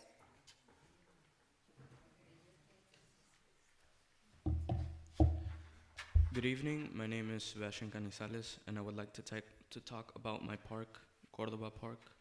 Sadly, our park isn't the best, with the zip line having been broken. In part, that is our fault. There's no point in screaming or pointing fingers. It will only lead to more chaos and violence. So I'll just tell you, I am 14 years old, And around my age, my brother came here to also speak about wanting a basketball court. He is soon to turn 20 years old. It's truly unfair that 3 baseball fields were made and we don't get a single basketball court.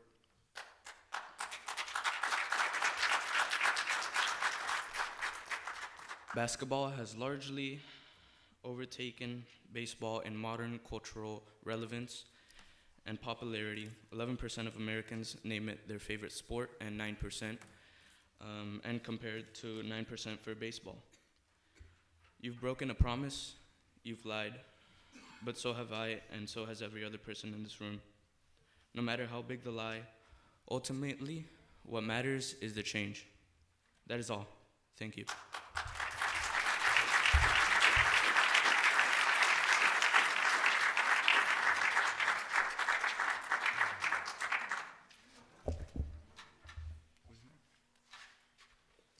Hola, buenas noches.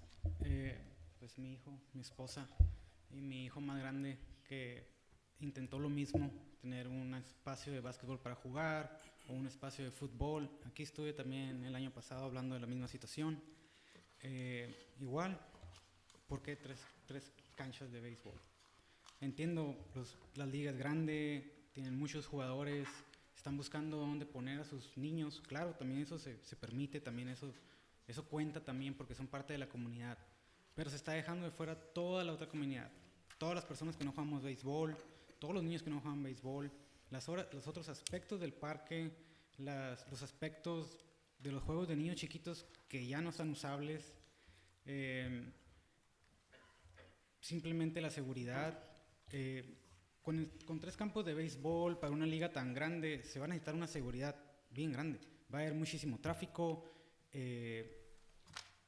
El espacio para el parking no es suficiente. Eso es una zona residencial. ¿Dónde van a meter cuando lleguen a jugar 8 equipos al mismo tiempo? ¿Dónde se van a estacionar todos? ¿Cómo van a estar los baños? Si ahorita en este momento con esta situación en la que no hay juegos, no hay liga ahí presente, los baños ya los rompieron, ya rompieron las puertas, los juegos de los niños están inusables. Entonces, creo que debería haber más diversidad. Quitar 2, no quitarlos, reestructurarlos. Un campo de béisbol se puede reestructurar en una cancha de fútbol. Se puede hacer una buena cancha de fútbol y el otro se puede hacer un basketball court. No los tienen que quitar, no tienen que quitar el cerco, se pueden reestructurar para el ciudadano, para los niños. Hay muchas cosas que se pueden hacer, simplemente hay que abrir nuestras mentes a las posibilidades de todos los demás, a las necesidades de todos los demás, no nomás a una sola.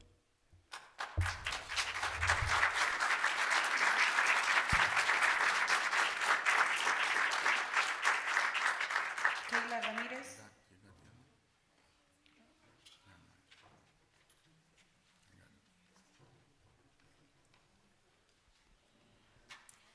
Hi, good afternoon. My name is Keila Ramirez. I live in Uturalde Street, and this is my daughter, Sophia. So a lot of people speaking say that they represent neighbors who want to remove the Cordova Park baseball, softball fields, but many of the Little League families also live right around Cordova. These are our neighbors too, and we all pay taxes. It's not just certain people. Our league is inclusive. We don't exclude anyone. In fact, many of our parents are counselors, teachers, and people who work in education. If your kids want to join, they're more than welcome to. Youth sports give kids something positive to do after school. It teaches them teamwork, discipline, and to have a good relationship with everyone. The fields are already built, and we're not asking for new construction. We're just asking to open them for practice. These are young kids, not the major league players, so they're not going to be hitting the balls and hopefully throwing some home runs within the field, but they're not, in the MLB, so they're not going to go to that extent. And to hitting the ball. We just ask that you consider the families and children who benefit from having these fields open. It's for a positive reason, so yeah. You want to say something? No? Okay, that's it. Thank you.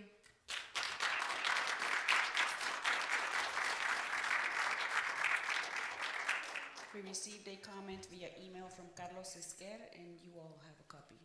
No more public comments. Thank you, Madam Clerk. You have no further comments. I'll open up for council comments, and I'll start with Ms. Maricumbo. Thank you. Well, voy a hablar en español. Me da pena ajena que nuevamente estén aquí los vecinos de Victoria Villas. Año tras año.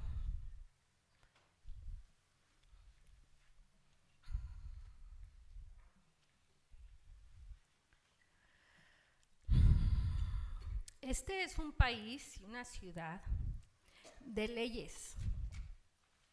Este asunto no tiene nada que ver con una liga. Todos los padres que tenemos hijos, tuvimos hijos pequeños, tuvimos problemas para llevar a nuestros hijos a jugar. Yo llevé a mi hijo a Mexicali, yo cruzaba Mexicali 3 días por semana. Llevé a mi hijo a San Diego, llevé a mi hijo a muchas partes para que pudiera jugar su deporte. Este parque no es de la liga, no le pertenece a la liga, le pertenece a la gente de Calexico. Y en especial es muy importante que la gente que paga $220,000 por año para mantener ese parque, les tengo una propuesta a la liga: paguen los $220,000 al año, entonces vengan y exijan.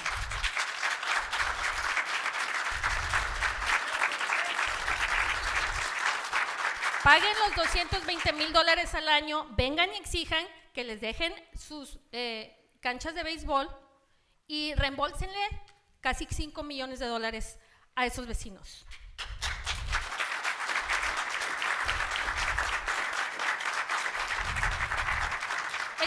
El que haya una necesidad de espacios para deportes, eso no está a duda. La hay para todos. Sí la hay. Y le quiero agradecer al presidente de la liga, que fue muy razonable al decir, ¿saben qué? Yo entiendo, no es nuestro parque, hay un problema. O sea, a él le encantaría tener esos 3, pero dentro de todos los que han venido para hablar de la liga, es la persona que he escuchado más razonable decir: a mí me gustaría que se quedaran, pero yo entiendo si no se quedan. ¿Por qué? Porque está escuchando. Calexico es de la gente que vive aquí. Punto. Hemos tenido esto año tras año, y en el último año muchas veces este tema. ¿Y saben qué es lo que también me da mucha pena? Que la persona que ha estado ocasionando todo este caos no está aquí. No está aquí y no ha estado aquí. Siempre que vienen los propietarios de esas casas, de esa zona, no vienen, nomás los avienta ustedes a los lobos. Pero ella no está. Ustedes vienen a pelear una batalla que no es ni de ustedes. Dense cuenta de lo que están haciendo con ustedes. Esta es una nación de leyes. Hay un acuerdo entre esta ciudad y esos residentes por un impuesto que ellos han pagado por 20 años y van a volver a pagar por 20 años. Y si no están enterados, a nosotros, a esta ciudad, a este concilio, nos llegó un documento de un despacho de abogados que ahora representa a los vecinos de esa ciudad, de ese CFD.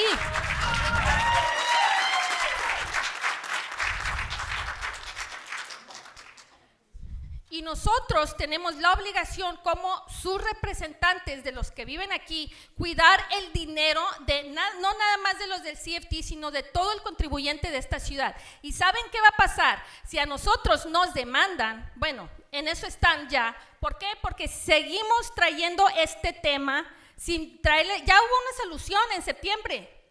¿Por qué no siguen las leyes y los procesos? Hubo una decisión de este concilio en septiembre que se fuera a un RFP para un rediseño de este parque y se supone que va a llegar en marzo, el mes que entra. ¿Por qué estamos viendo este tema otra vez? ¿Por qué estamos haciendo que la gente pierda su tiempo y seguirlo sacando de su casa? Tengan un poquito de vergüenza.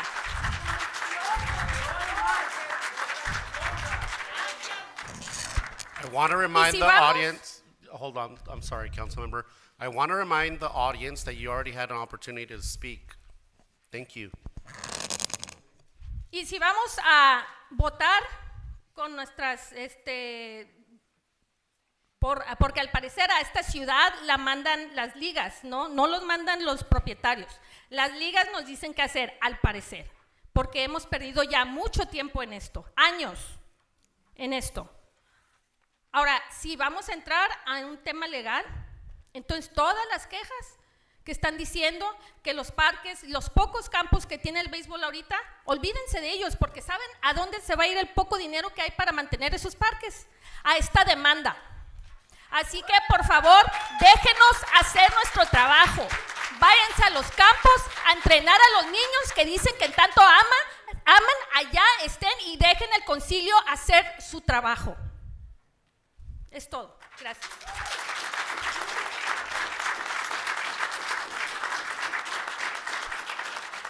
Ms. Tailanda? How about Councilwoman Marquez? You know, one side, that side, and... No, we want No, you I'd to like go. you to No, go I'm first. asking you to go. Oh, well, that's not the typical rotation, but okay. I'll go last. I'm not ready yet. I'm gonna go to the restroom. I'm running it. Okay, You're I'm gonna go to last. the restroom I then. mean, I'm gonna go last. I You're gotta gonna go to the next, and restroom. then Marcus. Can I go to the restroom? You're the acting. I wanna remind the audience Come on, man. that Let you are disturbing, at this moment, you are disrupting the meeting. Thank you. Chair, you're the chair, so you're in charge of the meeting, so you can go to whoever I you wish already to. asked Ms. Tailanda to go. All right. So I want to start off by saying no one has ever said up here that those parks or structures are going to be demolished. For those community members that I used to consider leaders that are spreading that misinformation, please stop. That's hurting the community. Misinformation is counterproductive, and it causes division. No one up here has ever said that any of those structures are going to be demolished.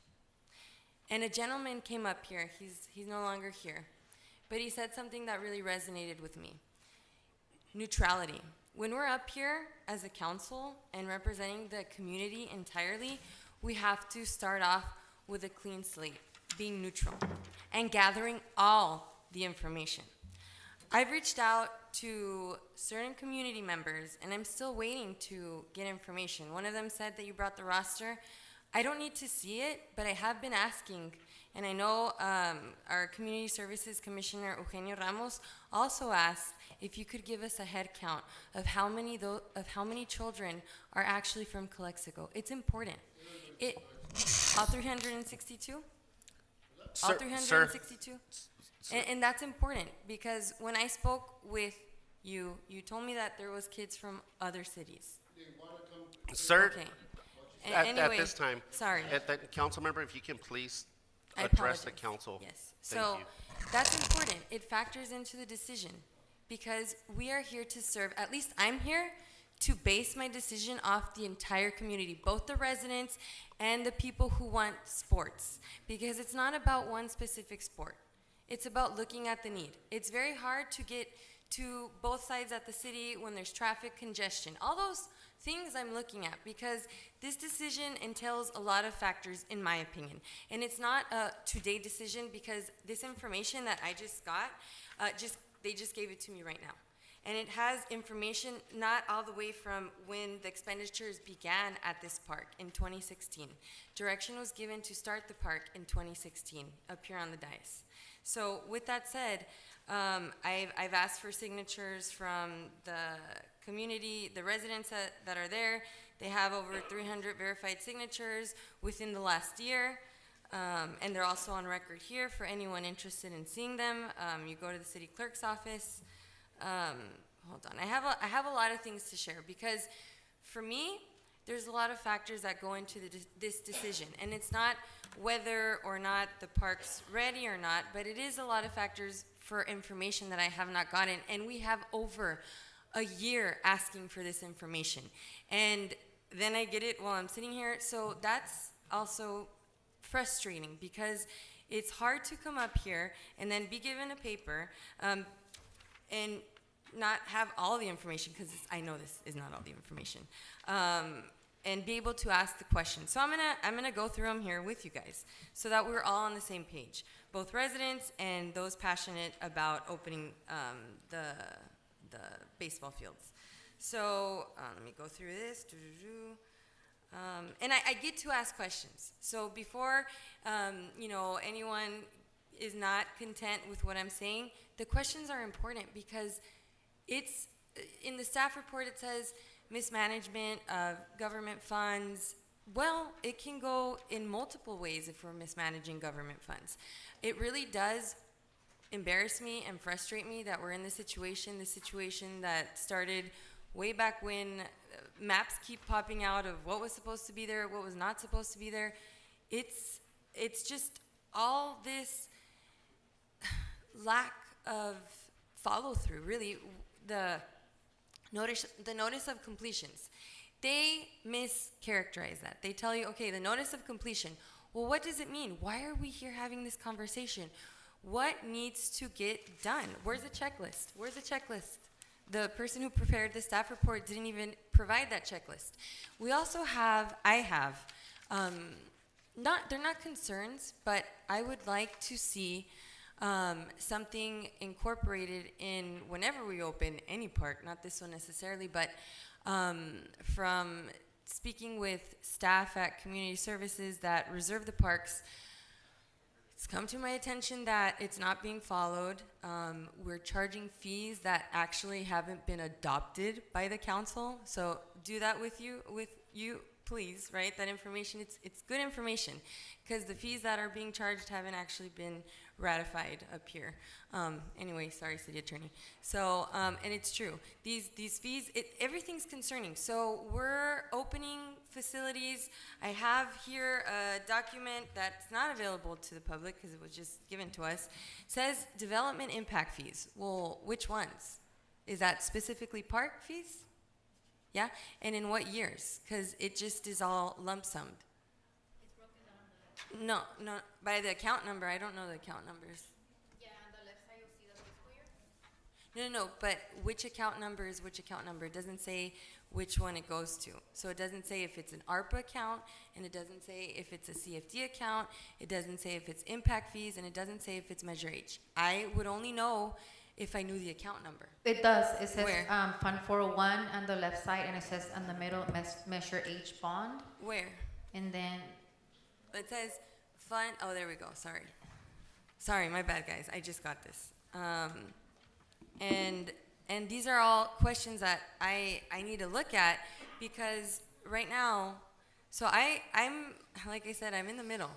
The CFD Bravo Victoria, the Measure H, they're only a couple $100,000 difference. And so, apart from that, I asked for the inspection cards via email. I haven't received those to staff, and I did ask for it, I want to say last week. And that's something, if it was readily available, you just hit send. You send the PDF if you have it scanned. And I asked for the inspection cards because there's things being set up here that they weren't inspected, and that's concerning. So I want to know what exactly has been looked at, what's been signed off. And then, they talk about us not having someone with a PE license, which is true, it's accurate.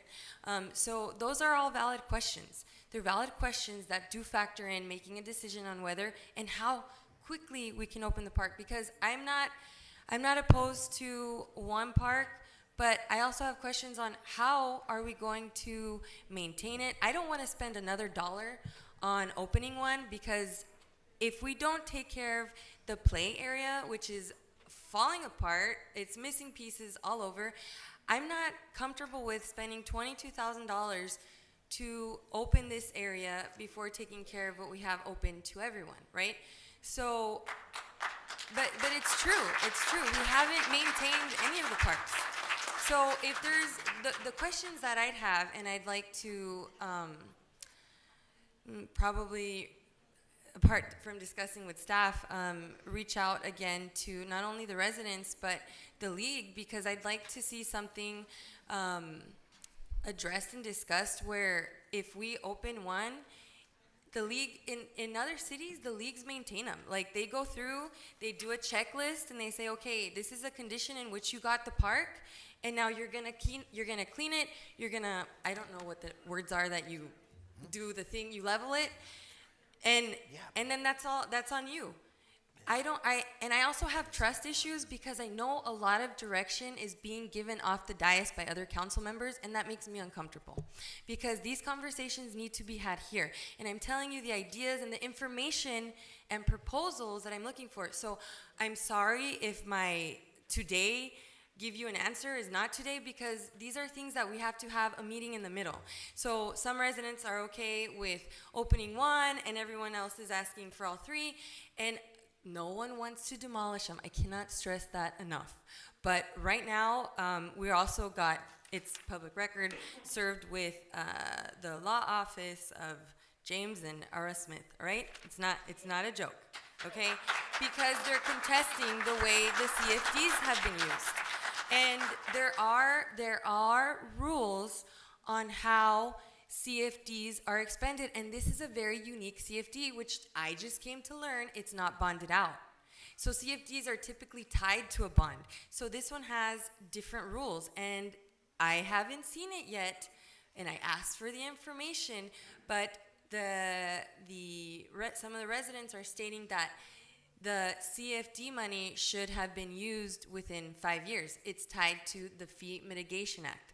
I haven't seen it, so until I'm able to verify that, I really take making any decision up here 100% seriously. And you can go watch the previous council meetings where I'm always asking for this information. And when this item specifically has come up, I have not gotten the information that I've asked for. This is not the first time I asked for the inspection card. I asked for it in the summer. Every time this item has popped up, I've asked for that, and I don't get it. It shouldn't be that hard. These are records that should be readily available to hit send. And it's very frustrating to sit up here and not be able to make a decision with those types of information. I also want to, before I forget, because there's a lot of things, going on in my head with everyone, because the goal here is to find a middle ground and appropriate funding accordingly and responsibly. So I want to say that I'm really thankful to those children who came up to speak. It is not easy to get up there on the podium. And so if I'm proud of you, I can only imagine how proud your parents are. And, I really appreciate that. It's hard to sit up here, and I really appreciate that you had the guts to do that. And that means good parents. Parents are teaching you guys how to be advocates, so I really appreciate that, and I applaud that. But for me, I do want to hear those things. I am embarrassed. I don't want to spend another dollar. I want to see what proposals can come not only from the individuals and sports interested, because those complexes, they could be used for a lot of things. They can be used to walk around with children because they have fencing. They can be used for all kinds of things. So I want to say, if I remember correctly, I asked for us to have a special meeting, a couple of them, so we could talk about this, because it's not a one-day thing. There is a hurry because you guys need parks. There is a hurry because the residents want justification for what's been done with their money, how it's been managed, and they want to see what was promised to them in site plan from when they purchased the homes. So we, in my opinion, need to really have a couple sessions. at least, it can't be done. We've had, since I've been here, maybe we've had this item on the agenda. I want to say a good 3 times. I'm going to say 4 just in case, but a good 3 times. In all those 3 times, we didn't get, and we haven't really got the information, except for maybe one timeline.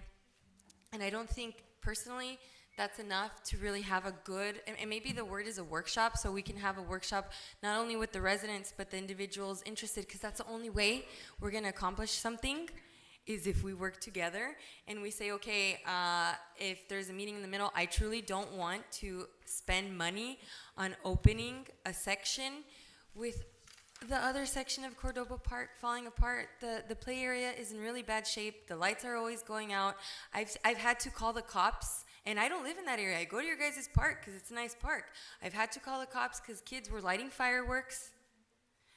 So, and these are true stories. And those are all things to take into consideration, because everyone goes to this park. And there are residents paying into a CFD. And there are monies that have been used from other funds, which everyone paid into also. So that is what I'm looking at. That's how I'm trying to base this decision. And I really would like us collectively as a council, if we could at least do one workshop where we can really interact with both sides, because we're at this point, and see, okay, are you guys okay with one? Are you not okay? What are we doing? Are we getting sued? You know, so it's a lot of questions. And like I said, I just got this financial information. They're from, and the last year on here is from 2019. I would like to know 2016, 2017, 2018, only because there are rumors circulating that funds were mismanaged. And I just want to see that information, because it's important and it is valid. My vote is important, just as anyone else is up here, and I would like to see that, and I would like to share that with you guys. It's important for me. I want everyone to come together. I want us to prioritize fixing the parks that are currently being used, and us figure out something that we can do so these parks, or something can be used.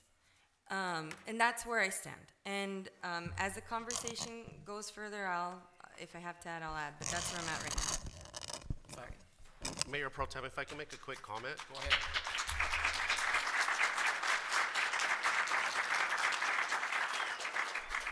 The document that the council member was referring to, we've made copies, and there should be some in the back. If there's not enough copies, let us know. We'll make some more. There was not even for the meeting.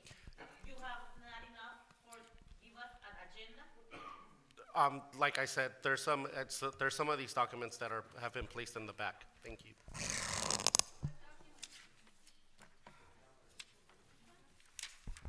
You okay? Yes. Thank you. Ms. Marquez. Pues buenas noches. Lo que yo he escuchado hoy es que tenemos 3 diferentes problemas en este parque, o 3 diferentes cosas que ustedes han traído al concilio. Una de ellas es el mantenimiento, y sabemos que ese es no nada más en este parque, sino todos los parques en Calexico. Y nosotros como concilio sabemos que tenemos que trabajar para ello. Quiero creer que hay ya planes, a lo que escuché yo el otro día cuando venimos a la Junta de los Comisionados, que hay ciertos planes en comprar equipo para los parques. Quiero también comentar que este último mes he visto a muchos de los trabajadores de la ciudad enfocándose en los parques. Y es algo que yo había comentado también con el señor Villegas, y le di las gracias porque he visto la diferencia que está haciendo en los parques. La segunda de estas es que muchos de ustedes quieren lo que es el soccer. Necesitamos más campos de soccer, necesitamos más canchas de básquetbol, y no nada más para béisbol. Entendemos eso completamente. Desafortunadamente ahorita no estamos en las condiciones para seguir expandiendo este parque. Pero igual, creo que todos los aquí presentes sabemos que tenemos que trabajar para eso. Y no se queda en oídos sordos. Sabemos que tenemos que trabajar juntos para hacer nuestra prioridad. ¿Por qué? Como ustedes los han dicho. los niños lo ocupan. ¿Por qué? Porque cuando no están ocupados, se meten en problemas. Vemos las pandillas, vemos cómo grafitean. Yo lo sé, lo he visto. Y ustedes también lo han traído aquí. Y lo último es de los diamantes para béisbol. Ahora, los diamantes de béisbol, lo que se está proponiendo hoy es de que solamente se usen para práctica de niños pequeños, para T-ball y para las niñas. Serían 2 de esos diamantes solamente, no los 3, y no se estarían usando para juegos, simplemente para que puedan practicar en una parte. Ahora sí, yo entiendo que nosotros, inclusive yo como madre, tuve a mis hijos en muchas actividades, pero ¿sabes qué es la diferencia aquí? Que yo tenía los recursos y sé que muchos de los padres no lo tienen. Yo no puedo ponerme a exigir lo mismo que yo tenía para mis hijos a otras personas. So, tengo que ser considerada de eso también. Hablamos de ahora el Parque Córdoba. And this is a question for you guys. Is this an ADA compliant park, or was it built to be one? Because a lot of the people coming up are stating that, and this is the first time I hear about it. I have never heard that this park was designed to meet any of those special needs. Do we know that? Oh, I'm sorry.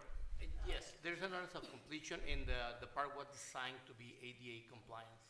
No, that has to be ADA compliant, but what I'm saying is it built to meet the needs of children to play there which have special needs? For instance, a special playground, special wheelchair accessibility, wheelchair swings. I have never heard that before. So I just want to make sure that the audience understands what this entails.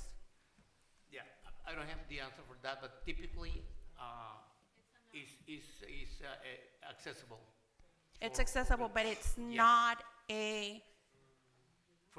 for wheelchair swings and things like that, right? Yeah, the infrastructure is not there. Infrastructure it is, yes. All right.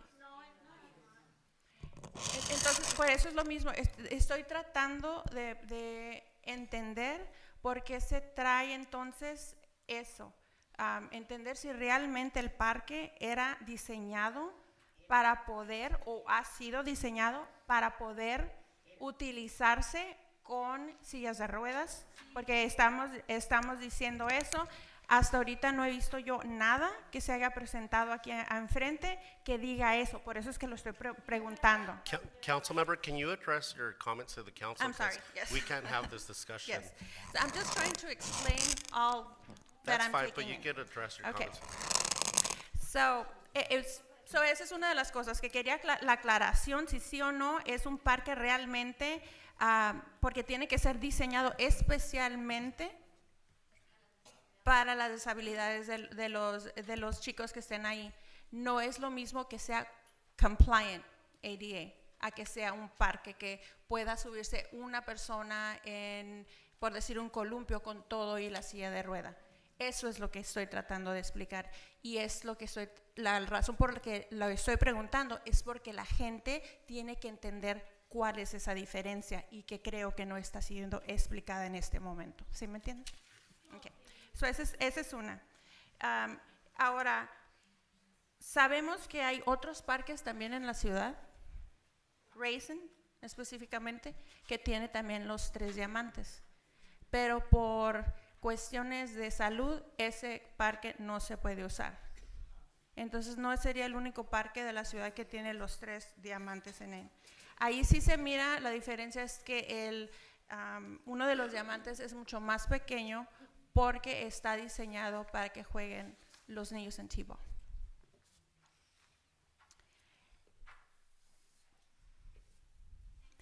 La otra cuestión del papel que se nos fue entregado hace rato, que ojalá y todos tengan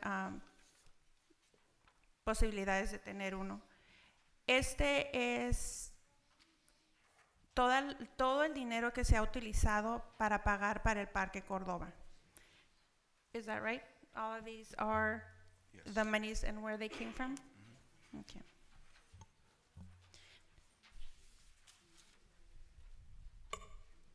Do we have the original plans of design? Does the city have those plans?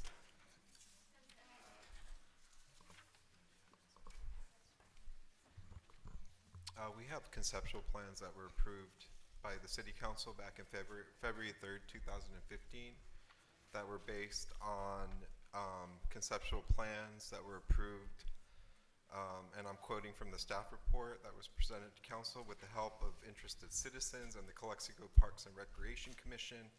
A concept park plan was developed for the Adrian Cordova Park in 2011 as part of a grant from the California Department of Parks and Recreation.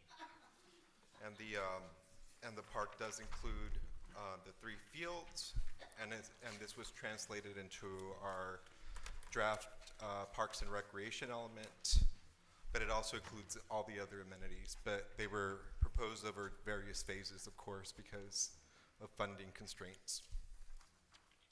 And the reason I'm asking this is because somebody else came up here and presented a different one from 2003. So do we have that? That one, I believe, came from the city clerk, but through a public records request. But we didn't have it in our department, in our planning files. We tried to research original plans in our depository, but we're not.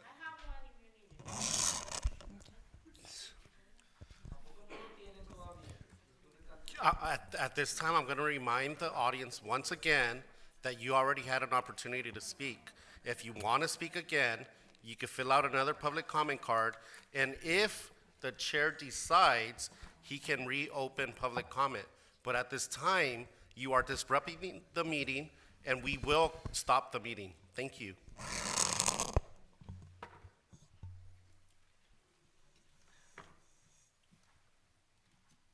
I have no further questions. Thank you.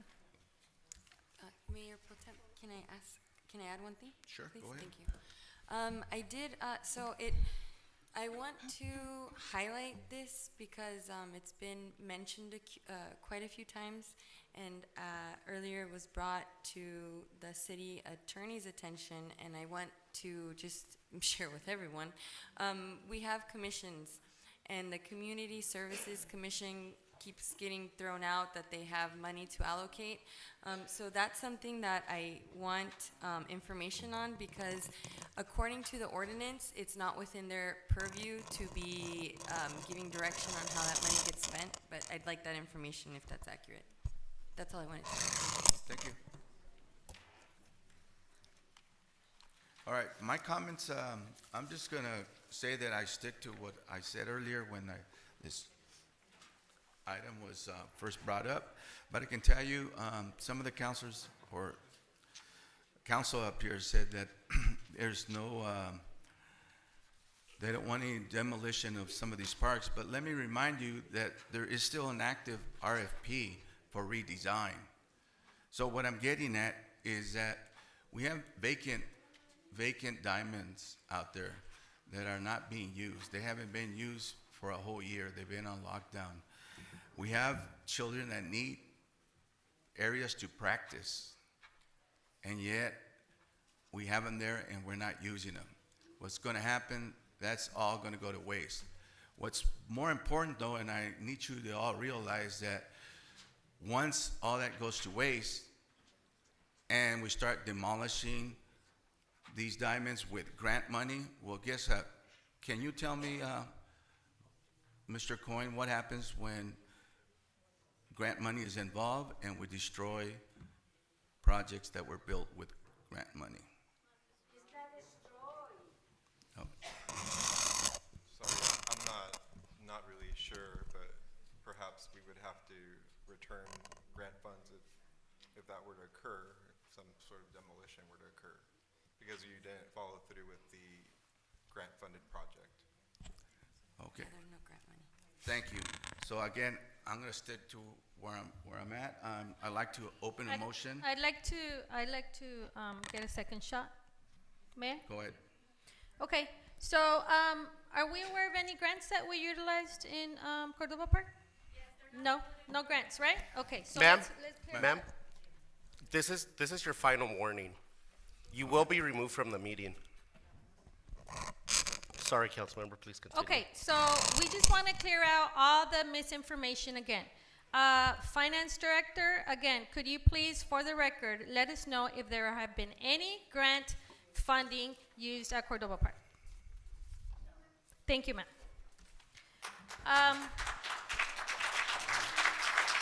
Also, there was a question. I was a little bit confused. And this is for Councilmember Marquez. You were asking about, and this is just for clarification, because you were asking. I think we all know that any public infrastructure has to be ADA compliant, right? So, was your question in reference to if this park was made for people with disabilities? That is correct, because Okay. when parks are designed that way, the equipment is different and it serves a different purpose, and it wouldn't be as accessible for regular children to use as it were for special needs children. So that's why when some of the members came up, members of the community came up and they said that, I was confused of whether or not Cordova was labeled as not an ADA park, because everybody has to be compliant with that, but more like the equipment to be able to carry a wheelchair and so on and so forth. Okay, so I just think that at least what I understood from the people was that they were talking about being inclusive. So not necessarily that they're made for people with disabilities. Obviously, ADA will cover that issue, you know, for them to have access to the park. I think they were speaking more about, you know, the walking trails where they could walk, where, you know, they can do different activities and not just be 50%. I just Googled the Cordova Park on the satellite. The 3 baseball fields take up 50%, almost 50% of the entire property.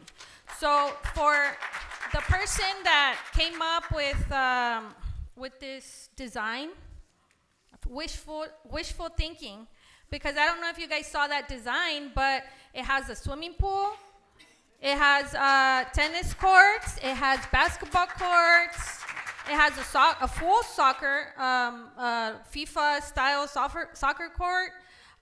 It has I'm missing something, like a community center, like a building. So where are we going to put all this? If this individual says, oh, this is only phase 1, you guys don't get all worked up. It's a phase 1. We haven't moved on to phase 2. So where are we going to put all these other things? If these 3 baseball fields are taking up 50% of the park, and then with what money are we gonna do all these other wonderful, beautiful things that are in that graph, in that chart? You know, let's stop the misinformation and let's stop getting these people to come out here and like I said, not let us do our job. Let's follow the law. Let's respect agreements with our property owners, with our bosses, for Christ's sake. They're our bosses. They put us here. And, you know, let's do good by our word. If things were done wrong in the past, let's fix them. And, you know, so I think that's it for me. Thank you. Thank you. Like I said before, these are empty diamonds. They're not going to be used for approximately probably a year, because it's going to take probably that long to get the RFP in motion. Again, I'm making a motion to approve item 13 as is written. Do we have a second? I second. Madam Clerk, roll call. Mayor Legaspi is not present. Mayor Pro Tem Calderon. Yes. Yes. Councilmember Marquez. Yes. Councilmember Tylinda. You're voting. No. Councilmember Noricumbo. No. This item does not pass. Mayor Pro Tem, can I recommend a 5-minute recess so we can get the mayor back in the room? That is a great idea, Attorney. Thank you.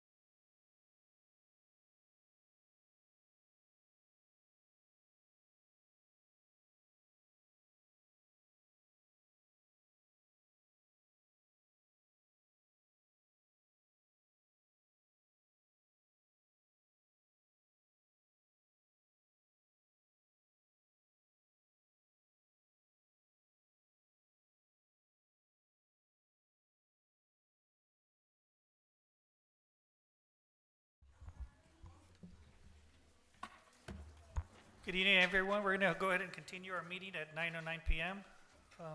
Going to discussion and potential action item number 8, the introduction and first reading by title only of an ordinance of the City Council of the City of Calexico, California, adding Chapter 12.06 to the City of Calexico Municipal Code, establishing property owner responsibilities for the maintenance of sidewalk, parkways, and trees and shrubs in the public right-of-way. Any comments on this? Call for comments? Yes, we do. Juan Moran.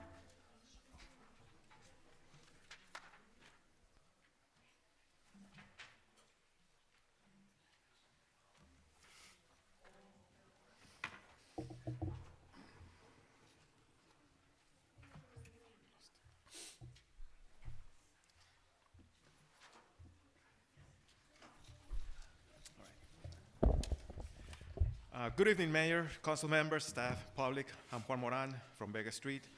I want to speak to agenda item 8 and raise several questions that must be clearly answered before this ordinance moves forward. The staff report explains that the ordinance will place responsibility on property owners to maintain sidewalks, parkways, and trees. It also states that the property owner has the, quote, primary and exclusive duty to perform maintenance, regardless of whether the city has notified the owner or has performed similar maintenance in the past, close quote. That language suggests that property owners may now be responsible for all repair costs, including grinding, replacement, curb and gutter repair, and tree root-related damage. However, the staff report also includes one important sentence, quote, the city may continue voluntarily repair and or replace sidewalks, for example, as part of a grant-funded project included in the city's capital improvement program, close quote. The key word there is may. It does not guarantee that the city will continue participating in repairs, nor does it define when or how the city will choose to do so. So my first question is, under this ordinance, are property owners now fully responsible for 100% of all sidewalk and curb repair costs unless the city voluntarily decides otherwise? The staff report says that the city may continue to repair sidewalks, but it does not explain how those decisions will be made or whether they will be applied consistently across all neighborhoods. And that raises a deeper concern, only in Calexico. What objective criteria will determine when the city steps in and when it does not? There is another issue that needs to be addressed clearly. If the sidewalk panel surrounding a city-installed water meter box cracks, lifts, caves in, or becomes a trip hazard because of the meter lid, or the underlying city water line, is the property owner still responsible for repairing that damage? The ordinance does not distinguish between damage caused by the homeowner, acts of God, and damage caused by city infrastructure embedded in the sidewalk. Another question concerns fees. The ordinance requires property owners to obtain encroachment permits for work in the right-of-way, but it does not clearly clarify whether these repairs will trigger additional planning or building permits, or whether property owners will be required to pay other fees, including the very high school impact fees. Finally, the city needs to conduct better outreach. Most residents will not know any of this exists until they receive a friendly notice or a citation in the mailbox. That is not fair, and it is not good governance. I respectfully request that the council direct staff to clearly answer these and other questions the public may have and perform community outreach before adopting the ordinance. Thank you. Thank you. I want to apologize. I didn't go straight to the staff report, so thank you for the comment.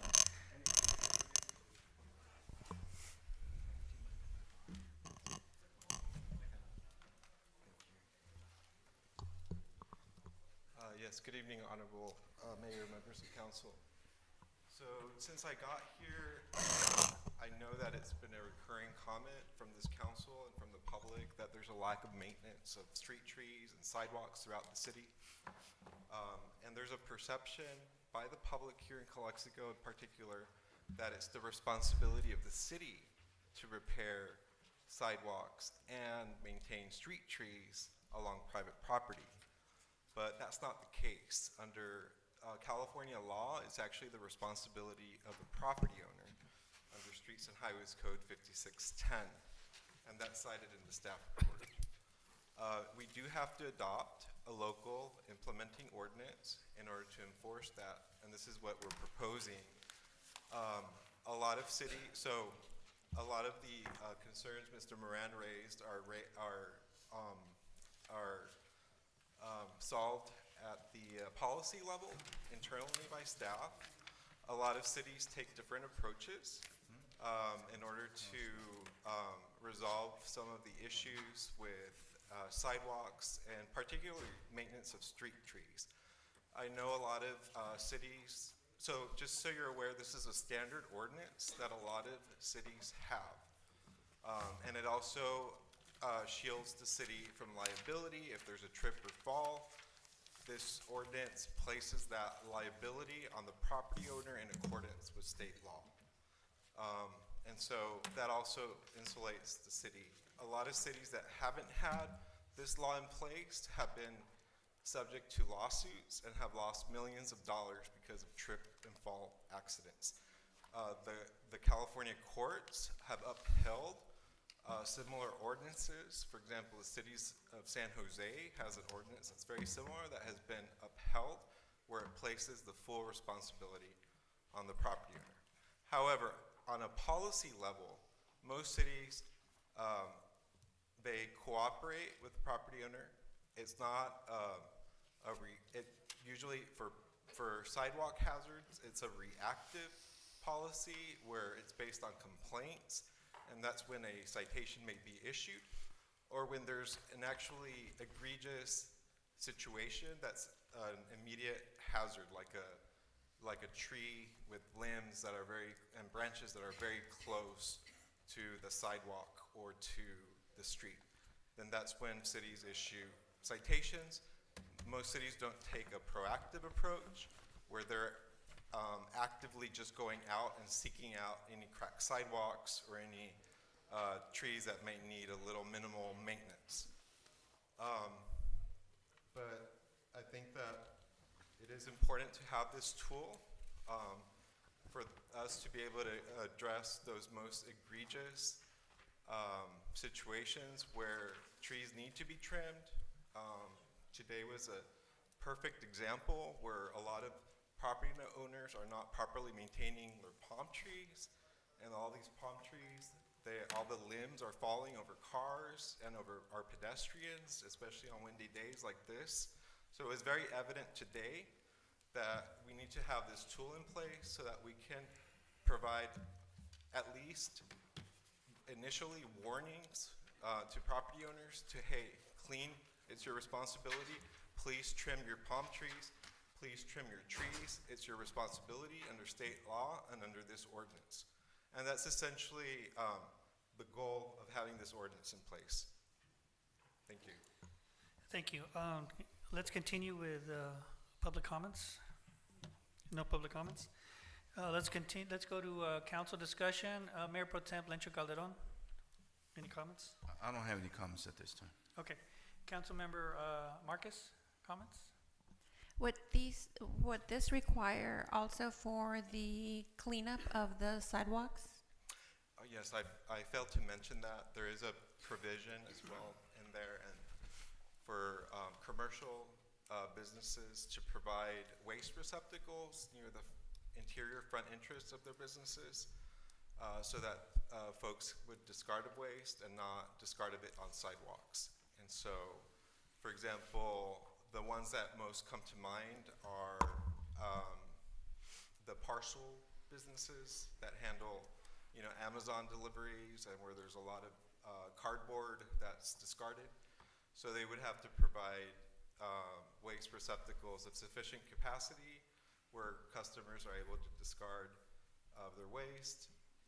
For those of us that visit downtown often and now without the public waste receptacles, I think it would be a matter of convenience as well for customers to have regularly accessible waste receptacles. For example, if you're eating at Jack in the Box and then you're going to shop at the bins, and the bins have somewhere where you could, throw those wrappers or bags or anything. So it's just, it would be a general obligation for everybody, kind of as a customer service, and to keep waste and litter from going onto the adjoining sidewalks. What about power washing or the maintenance of the cleanup of the actual sidewalk? Yeah, that's already in the municipal code.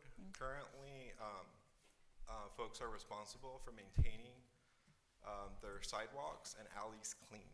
Their adjoining alleys and sidewalks clean, and that's referenced in the staff report, that existing ordinance that's already in place. And I think it's been in place since the 1960s.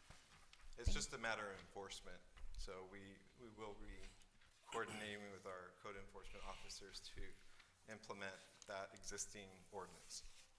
Thank you. Councilmember Talenda? Yeah, so was any public outreach conducted? I know it's not a requirement, but I've always been very vocal about when we do ordinances that we have a public outreach component. Was anything done? My thought was to present this before the council because it is such a standard ordinance and because it's been such a recurring issue that's been brought up by both this council and the public, and then to do outreach prior to the second reading and also afterward with flyers, kind of like what we've done with the sign ordinance, where we provided flyers before giving even warnings to people or anything. Nice. It's just trying to implement state law, which is already on the books. Oh, no, I understand that, but there are, I believe, add-ons, right? So like the requirement to have a receptacle, that's an add-on, right? Yes, and Yeah. I know that that was presented before the bid, and I think they were receptive to it, and so. But that's not all the businesses, right? So I think it's really important when we're gonna impose a type of enforcement, we need to be proactive, because then we get situations like this where no information was even shared beforehand. And in my opinion, the bid is, you know, a selection of commissioners, and if they didn't do, I mean, there's nothing here that says that it was, you know, what their feedback was, right? Yeah, no, I apologize. That was after Yeah, the so fact there's- that it was submitted. Yeah, so for for me, publication. and I'm always gonna say it, public outreach is really important at any level. And I always prefer it before, because I'd like to see the community here. If we're gonna impose them to have receptacles, they should know. There should, in my opinion, I would have liked to have seen a public outreach effort, something. I do have a couple of questions. How much is a encroachment permit for residential? $960. $960. So, if It's a deposit, I'm sorry. it's a deposit, so it can be more? No, it can be more, or I'm sorry, or it can be less. Okay. Because say the project is being done right at the first time. So one inspection or two inspections are enough, so you have to get back multiple times. Okay, but initially, the burden is $960. Yeah, I'm just answering. Yeah, but, the reason. but yeah, so initially, it's a $960 deposit, plus or minus. And typically, when you're doing an encroachment permit for residential, for sidewalks, how extensive do you require, typically, on average, the resident to provide plans? Is it a sketch, or do you want them to provide, what does that entail? No, the city has standards for, typically, they're asking for either sidewalk, curb and gutter, or driveway, and the city has standards. So you provide that to the, you would provide that to the resident? Yeah, and we have been doing it for, I mean, since I've been here, we have been providing that information. What we are requiring to the residents is the location, because we verify that is adequate. Say if it's too close to, say, an intersection to the corner, so we need to verify if it's not, I mean, right on the handicap corner turn, things like that. Okay. Yeah, but we provide the information for free. All right. My other question, can staff clarify what objective standard will be used to determine when a sidewalk condition becomes a hazard? Will enforcement be aligned with California Building Code or ADA thresholds for vertical displacement and cross slope, or is this left to inspector discretion? Oh, the term hazard? Yeah, I like mean- what's your objective standard? How are you going to categorize when it becomes hazardous? Well, if it's over 1 inch, that becomes a trip hazard. So as to if the public works is going to be patrolling the city, it's not what we are anticipating. I mean, No. it's not my staff report, but we're not going to be doing that. Sometimes it's really evident that the sidewalks are actually thoroughly uneven. That's different case. But we are, I mean, at least it's not something I have been required to do, to be doing any inspection throughout the city, and we don't have the staff to do that either. So, okay, so you don't have the staff to do, so who would be doing this then? What's the idea? Would I it be think code normally enforcement? the trigger would be if the property is being redeveloped. That's been my experience. Like if there's new development, then that's when we require sidewalk replacement. Because there's like a lot of sidewalks that have not gotten attention and they're like buckled, so are we gonna Yes. be doing code enforcement on that? Or sending That's not the notices when they're like thought. really obvious? Really, it's more of a legal buffer for us and also for the street tree issue, for the maintenance of the street tree. That's the primary goal, to give us that tool to enforce the maintenance of the street trees. Okay, so my next question, I guess I won't ask you another ADA. When a property owner is required to repair sidewalk panels or grind trip hazards in the public right-of-way, will they be required to obtain an encroachment permit? And what is, the typical range for those types of inspections? How many inspections go out? The encroachment permit is basically if you are going to do a restoration of the sidewalk. For grinding, you are not actually doing any construction. You are actually just fixing an edge of the sidewalk. So even here it says that the intent is not to aggressively enforce minor sidewalk conformities. And you say that it's more of a legal buffer. I believe that the ordinance should reflect a little bit how we actually intend to enforce it. I think it's a little vague on that part, but I guess you reference that other state law where you're deriving it from. Yes, the Streets and Highways Code. Yeah, but what I'm getting to is even if the current staff intends to use discretion in all cities, future staff may not. So what safeguards exist in the ordinance or enforcement policy to prevent over-enforcement or selective enforcement in the future? So direction can be given by council now Okay. as part of a motion to adopt. Okay. So you can say as a policy, we want the trigger for sidewalk replacement to only be, it could be sale of property, redevelopment. Okay. So you can set the trigger. Yeah, okay. That's why I really like this type of questions, because it's important to have questions and to interact with the community so that we can kind of gauge where the public is, especially when we're going to like impose trash receptacles. And I'm hesitant on that because downtown has always been a area that we have to really monitor, and people don't sign up for trash, and that's been an issue of outstanding businesses. But now we want to impose this in this type of ordinance, and then there's going to be trash all over. There's trash, but I drive around there every single day, and I think that when the council gave direction, it was, I believe, Councilmember Marquez's idea. I think it was a great idea. I think that the problem areas in downtown are the alleys with the trash, so I'm not in favor of including that, imposing that, but, so I would like to see something added to this first reading for the enforcement trigger. I don't know if you'd want to come back, if we should table it so you can come back with some options, or if you want us to discuss options right now.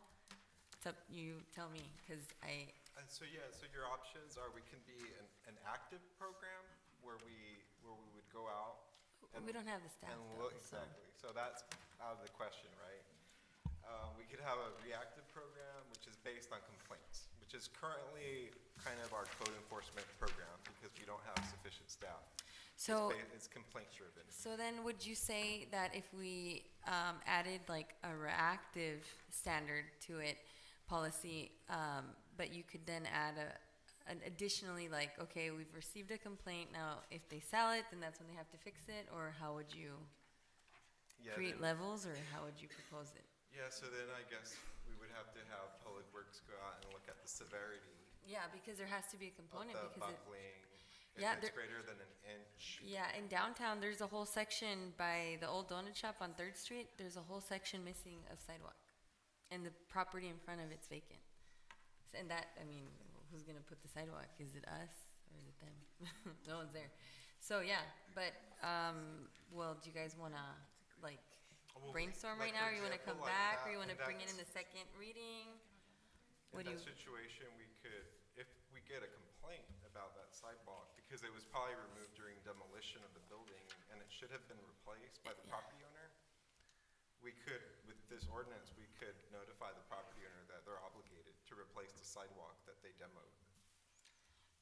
But what I'm trying to say is like, what? Excuse me. I motion to move or extend the meeting to what, 10:30? It's 9:30. Oh my God. I second. All right. Roll call. Mayor Legaspi, Yes. Mayor Pro Tem Calderon, Yes. Councilmember Marquez. Yes. Councilmember Thailenda, Yes. Councilmember Noricumbo. Yes. Motion passes. And we also have public comments. Just let, Oh, okay. Do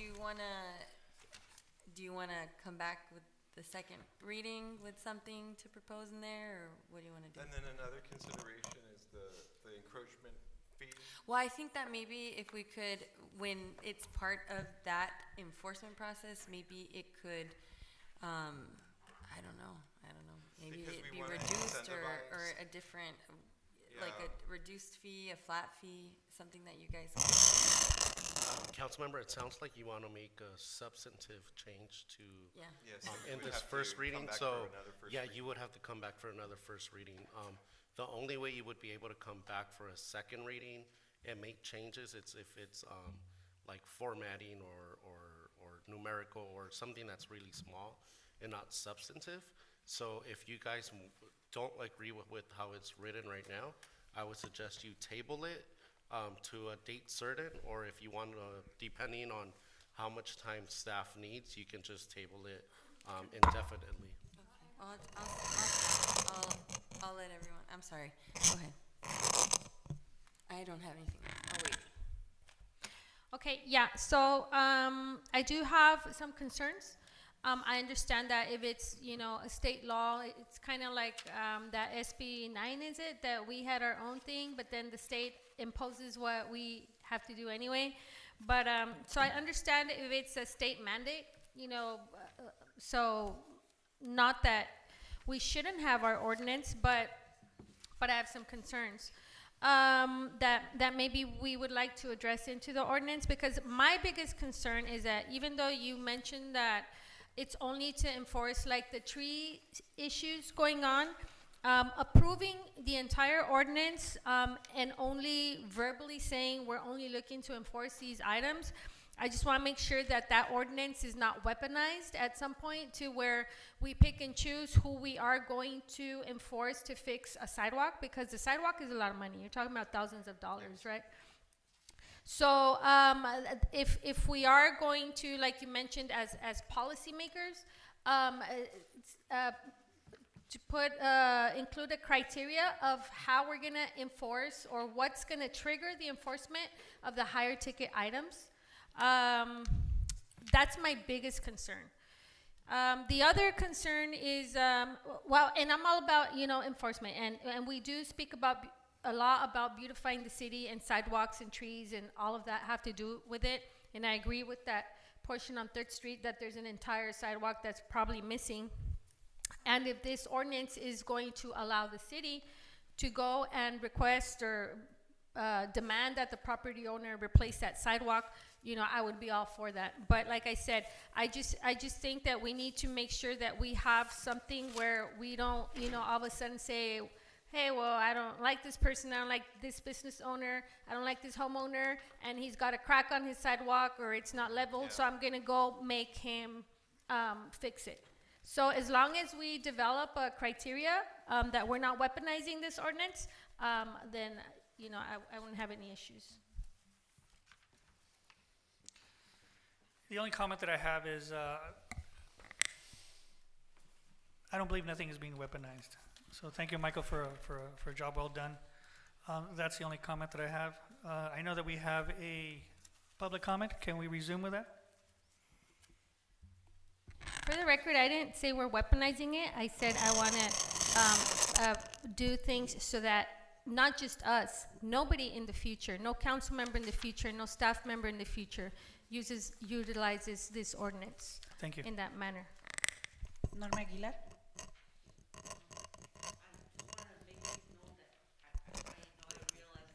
Mac, can you just speak into the mic? That way we get you on public record. We can hand her a mic. We'll hand her a mic. We'll hand you a mic. Thank you. Keep it real. Okay.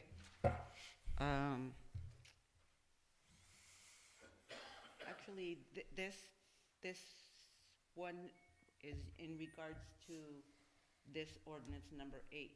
I do have another public comment.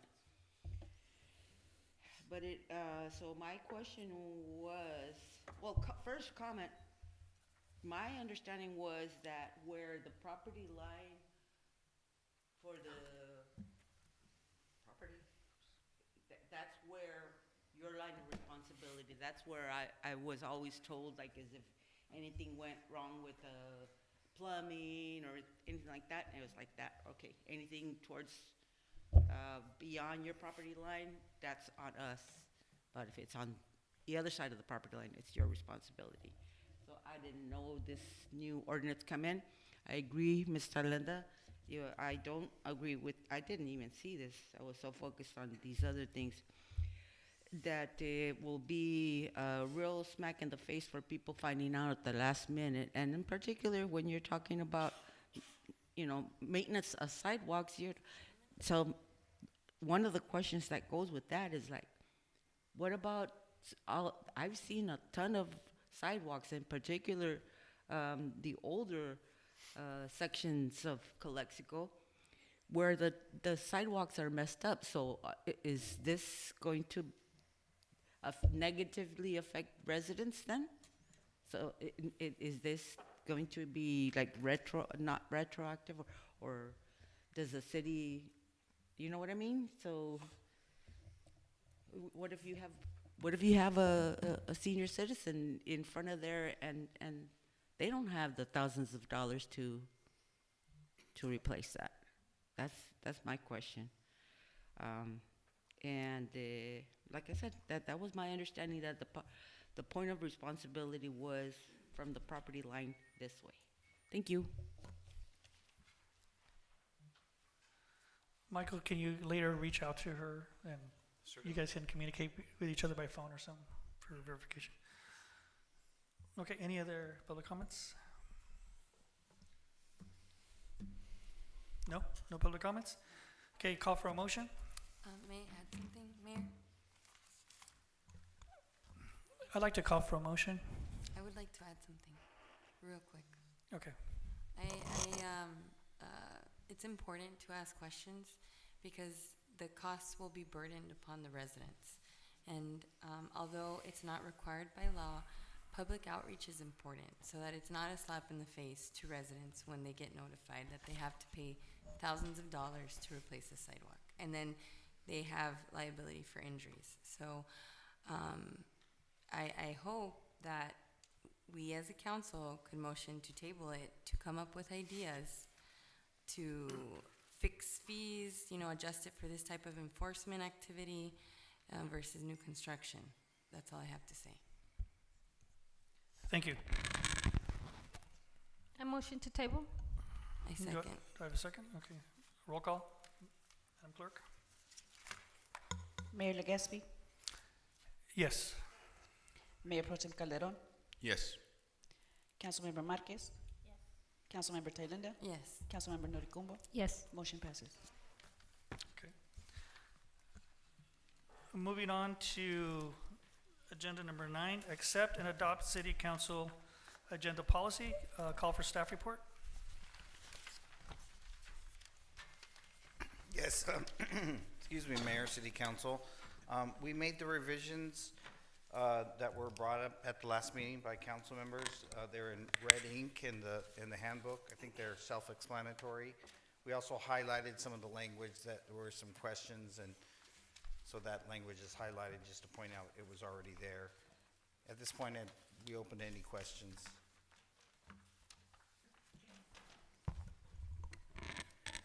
Call for public comments. No public comments.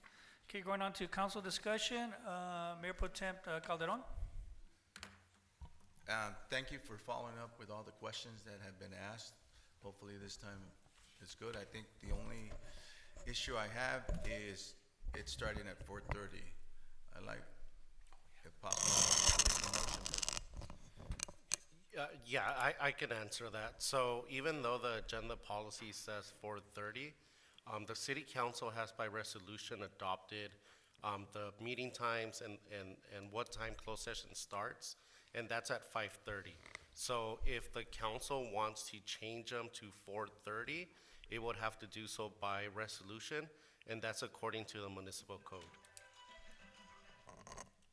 Okay, so we're not in compliance then with it. Yeah, so if you guys want to leave it at 5:30, you can just, when you make that motion to adopt the agenda policy, you can just say, I motion to adopt staff's recommendation with the change to closed session remain at 5:30, and then we can go back and just make that change to the policy. So everything goes through except the times. We go back to 5:30. Yeah, because the agenda policy would not Right. change the resolution, because the resolution was passed by the council. Okay. So in order to change that resolution, it would have to be by resolution again, and that's according to the municipal code. Okay, well, I motion to pass the item with the exception of moving the closed session to 5:30. Yeah, we haven't discussed it. Okay, so council discussion. So there is a motion, and if there's We no. weren't allowed to speak, though. Yeah, and I have things to say. Do I have to go up there? No, so there is a motion, and there's not a second, so if there's not a second, then you can go back. Do I have a second?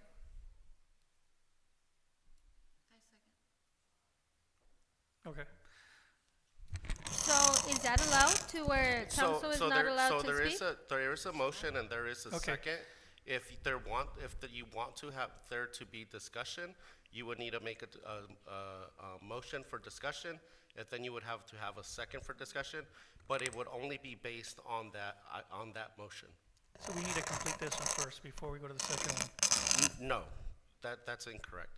So right now, there's a motion and a second. If you want to open it up for discussion, there has to be a motion and a second for discussion. So Mayor, what happened was that he motioned before you went around, and we all had an opportunity to speak. So now we are not being allowed as council So- members to speak on an item. So there's a motion and a second. So if you want to have discussion, there has to be a motion for discussion, and then there has to be a second for that discussion. So you can motion, Diana. Okay, is there a motion for discussion? You have a motion and a second to approve, so now that has to be voted on, right? No, so you have the motion and the second on approving the item. If you want to have discussion, there has to be a motion and a second and adoption of that motion in order for you guys to have further discussion. Okay, I motion to allow us to speak. Do I have a second? I second. So then, Madam Clerk, can you, Mayor Pro Tem Legaspi, Yes. Mayor Pro Tem Calderon, No. Councilmember Marquez? Yes. Councilmember Thalinda? Yes. Councilmember Noricumbo? Yes. Motion passes. Okay. So going to council discussion, Mayor Pro Temp Lencho Calderon. I have no comment. Okay. Councilmember Adriana Marquez. Okay. Councilmember Lisa Thalinda. I just want to point out that one of the items that's been discussed multiple times initially and I bring this up because I already know us and I know past council, and it'll be the same thing with future council. Wanting to put the 45 days for the ceremonial documents, it's the same thing. So initially it said 45 days. Then it was taken off and direction was given to reduce the time. Then it was brought back and it said reference policy from 2020, and the policy was not included. Now the policy is included and it still says 45 days. And direction was given, and you agreed to it, Victor, Diana agreed to it, I agreed to it, that we'd like to see something with less time. I only bring that up because if we're putting that in writing, then I myself will make it my everyday activity to ask for public records for those documents so that we follow those 45 calendar days. Because I know that you guys like to give out awards, and that's great because it boosts community and employee morale. And I don't think 45 days is realistic because sometimes award requests come up the day before. So that's the only reason why I've been asking for it to be a reasonable amount of time. I think 45 days is a lot, and no one even remembers, and then you forget. If we can't even follow the temporary use permit, which is 15 days, how are we going to do 45 days? And that's true. We always have people crying about the 15 days for submitting the temporary use permit and then submitting it 5 days before. So that's where my thoughts come from regarding this section. But that's all I have to say before wanting to be systematically blocked. That's all I have. Okay, Councilmember Anurukumbo. Well, first of all, I want to thank you, Mayor and Councilmember Marquez, for allowing us our right to speak on an item. I want to thank the staff for working on this, addressing the questions that we had. I do believe that Councilmember Thalinda does have a point. That item, out of everything that I saw, everything seemed to, I'm comfortable with the agenda now. The item about the 45-day, I don't know, since it's not a major thing, City Attorney, maybe if we could just agree to 30 days or whatever it is the idea was, so that we don't have to bring this back. And I also agree on the time, because for instance, today we did start at 5:30 and we finished pretty quick, so we had to wait around for 30 minutes for the regular meeting to start. So the agenda has it at 4:30, so if something goes back quick, then we might have to wait even longer. So I do like what we've been doing, that if we do need more time for closed session items, that we do just put out a special, notice and come in earlier. I don't know that how much time that takes away from the city clerk's office, but I think doing it as we've been doing it with the special meeting, if we need to come in earlier to address all closed session items, but leave it at 5:30. So that would be my thing, is to keep it at 5:30, and I think we're all in agreement with that, and then maybe just change it. I don't know how many days you were looking for, Councilmember Thalinda, if 30 days is good enough or 14 days, but if it's less, then maybe we could hear at the city clerk's reason why maybe 14 days is too quick, but that way we can just do a small modification and then just continue with this item. So I want to clarify that you're speaking about a completely different policy. The award and presentation policy, and if you guys direct us to, then we can bring that one back at the next meeting. And you guys can make the adjustments there. But right now, I do want to say that we still have the motion and the second on adopting the agenda policy with just the change to time. And I just wanted to rectify that. The reason why I went ahead and wanted to move forward with this is because we've seen it like now 3 times. And in regards to the 45 days, Mr. Martinez did tell me that it is just a number that he was putting on there. But however, if we had a sense of urgency that we had to, like, you know, recognize somebody, that could be worked around. It's not like something that they're gonna make us wait 45 days. It's just that we've just had a lot of turnaround, that we've been going back to policies and ordinances from other years back where they have to go off what's written. So I just want to make sure that we're not just leaving, you know, all agreements up, you know, verbal agreements, and that things are actually written, because, you know, years from now, people are going to go to this policy and they're going to go off of that. But but yes, you're absolutely correct. It's a completely different policy about the ceremonial part. So maybe we need to bring that one up and update it. Yes, and to clarify, I said the wrong title. It's the Policy and Procedures for Ceremonial Documents. We can bring that back next meeting, council members, and I'll discuss with the city clerk what would be a reasonable time. It'll be 2 weeks or less. Okay. I thought everything was good, but I guess, No, we have a motion and a second, yeah. okay. So we're gonna go ahead and change the time and look into the So 45 days. so there's already a motion to do just that. The So, time. If you're ready, then Okay. the clerk can go ahead and. Madam Clerk, roll call, please. Mayor Legaspi. Yes. Mayor Pro Tem Calderon. Yes. Councilmember Marquez. Yes. Councilmember Thalinda. Yes. Councilmember Noricumbo. Yes. Motion passes. Moving on to item number 10, the removal and reappointment and appointment by City Council as a whole of commissioners for the following: Library Board of Trustees, Community Service Commissions, Community Facility Districts, CFD Commission, Personnel Commission, Economic Development, Finance Advisory Commission, Police Advisory, Traffic and Code Enforcement Commission, Business Improvement District Bid, Sales Tax Citizens Advisory Committee, Measure H. Do we have a staff report, please? Thank you, Mayor. This is just bringing the appointments that were made to the commissions in accordance with the municipal code. The municipal code requires that if the appointments are not made within 45 days of, after the election is certified, then the appointments need to be made by a majority of the council. So at this time, we're just requesting that the council make these appointments according with the municipal code. Call for public comments. Norma Aguilar.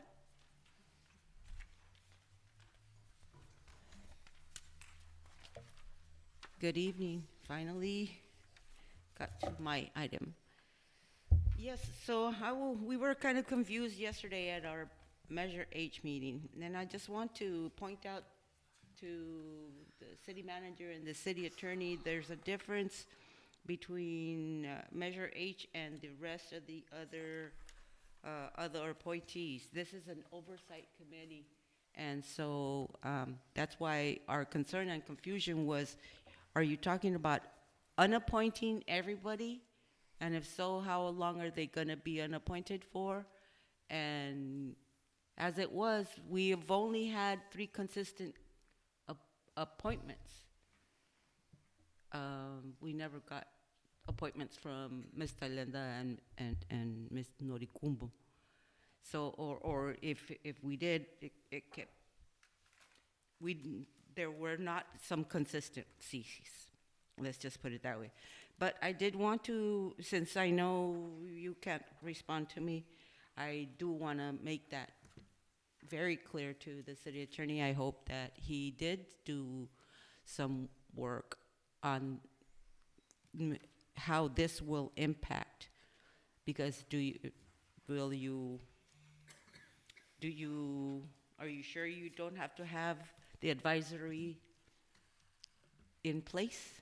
If you don't, then I suggest that if you don't know, then I suggest you don't include them there, because if they're included there, and I'm going to investigate, and if we're not supposed to be there, I will do some follow-up, because there's supposed to be an oversight committee, so following the rules, talk about following the rules. Okay, let's follow the rules legally.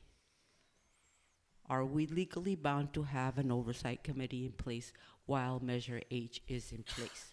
That's my question. Thank you. Good night.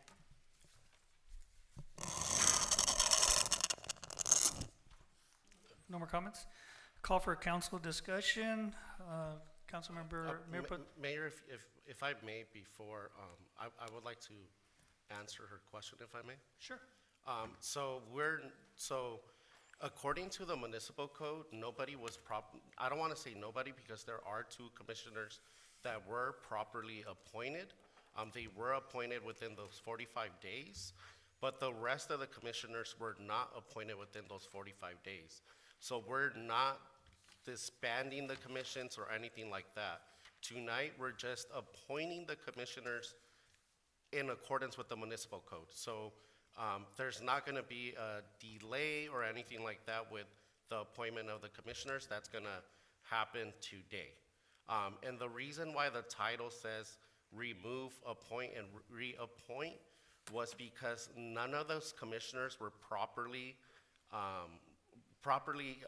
appointed to those commissions. So that's why it says remove, appoint, and readopt. So we're not just removing everybody.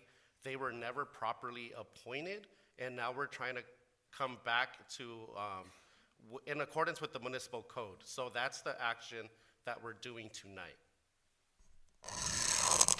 May I, only because one of the things that the city attorney said was incorrect, but not on, and it's only because you were here after the fact. The 2 people on the agenda, the 2 commissioners that are in compliance, if you will, it's not that they were appointed within the 45 days. It's that they're the last commissioners that were appointed, and the entire council approved them. So it's not, so nobody was appointed within 45 days. But these 2 people there, they were appointed like, I think, December, and the entire council approved them. So they did fall in line with the ordinance. But nobody approved within the 45 days. It was impossible because the 45 days after the election was sometime the 3rd week in January. And that was the first time we actually met here to update the ordinance. So the ordinance wasn't entirely updated until March. So nobody appointed anybody until March. No commissioners were appointed until March. So nobody got appointed within those 45 days. Okay. Do we have any more public comments? No? Okay. Council discussion, Mayor Pro Tem Calderon. I have no comment. Councilmember Marquez. Councilmember Telenda. Councilmember Noticumbo. Is this an opportunity where I can add my my nomination, or my nomination now, because it would have to be approved by the majority of the council, for my Measure H commissioner? Yes, that would be proper. Okay, so I just want to comment that I want to keep my current commissioners, and I want to add to the Measure H commission Ms. Carla Flores. Ms. Carla Flores submitted a application, but she has not submitted the required documents. So it'll be pending the required backup documentation. Yeah, if she doesn't send up, pending. Appoint her pending, the approval. Like, don't swear her in until she gives you the documents. So you're requesting approval of all the commissioners that you had submitted? Yes, I would like to keep the commissioners that I submitted because this is my basis. It was never my intent to allow the majority of the council to appoint my representatives.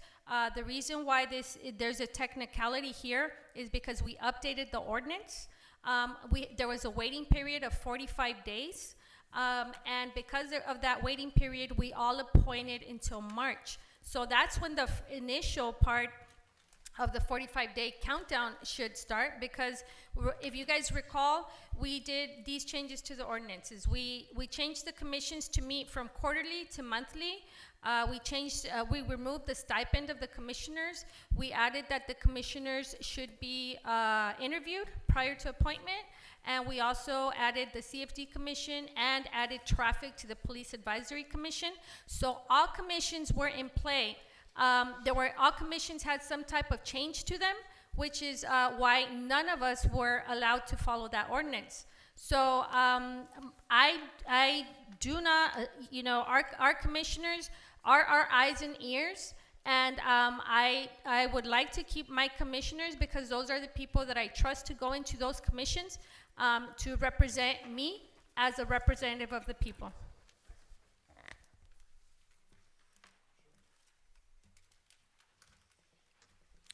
Okay, call for a motion. I motion to approve all the current commissioners that have been appointed by the council. With your recommendation. With my added appointee, so long as she complies with the documents. Okay, do I have a second?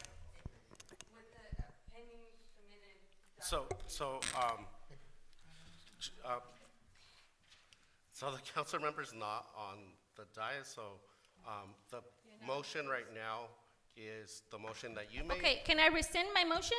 I would like to modify my motion to include the motion that every council member keeps their currently appointed commissioners because they have the right to have their commissioners there. The only reason why this is, there's a technicality, but that's just my explanation. With the addition, my motion is to motion to approve all current commissioners, but I would like to add Carla Flores as my Measure H commission, and Councilmember Talenda would like to add Juan Moran as my Measure H commissioner. And that would be pending they meet all the Pending, requirements that are in the municipal code. correct. Do you have a second? Second.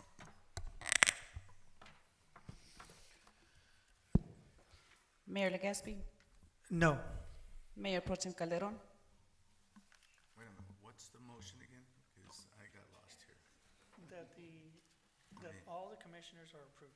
So I would like to clarify the motion, if I may. The motion is to adopt staff's recommendation with the addition of Councilmember Snuricumbo's recommendation for her Measure H commissioner and Councilmember Tailinda's recommendation to commissioner to the Measure H commission, pending that they meet all the qualifications and requirements of the municipal code. So in other words, Councilmember Ndukumbo is requesting that all the commissioners that were appointed by council is approved. Correct. Okay. You want to repeat that again? No? Okay. Mayor Pro Tem Calderon. So I hate to do this, but we So- already so got we the should- clarification, and we're actually voting right now.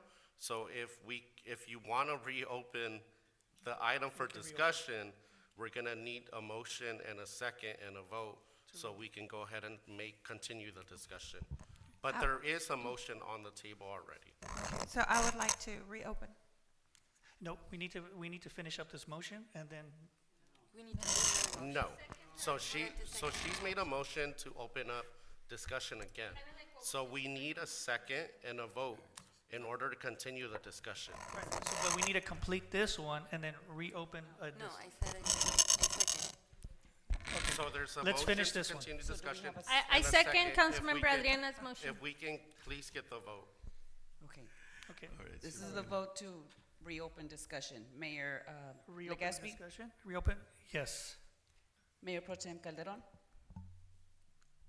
Yes. Councilmember Marquez. Yes. Councilmember Thailenda, Yes. Councilmember Noriega, motion passes. I'm sorry about that.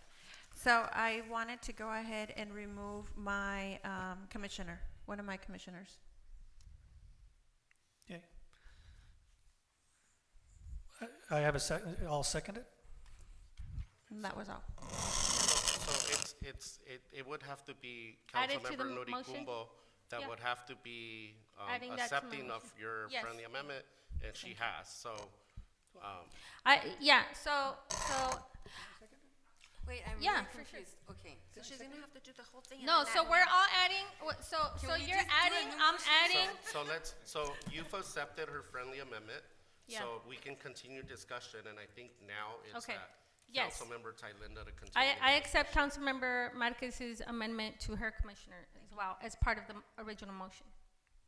Correct? Yeah. Wait, we're discussing, right? No, she Yes. wanted to open it because she wants to remove one of her commissioners. So you can continue with your comments, Councilmember. If you want to, if you have anything else to say. Not right now. So, I'm confused. let me get this straight. We're combining Councilmember Nurucumbos and Adriana Marquez's? Yes, she Okay. accepted her friendly amendment, and she Okay, accepted but I'm it. not accepting, Then vote no. We already have a motion So and a right second. now, Okay.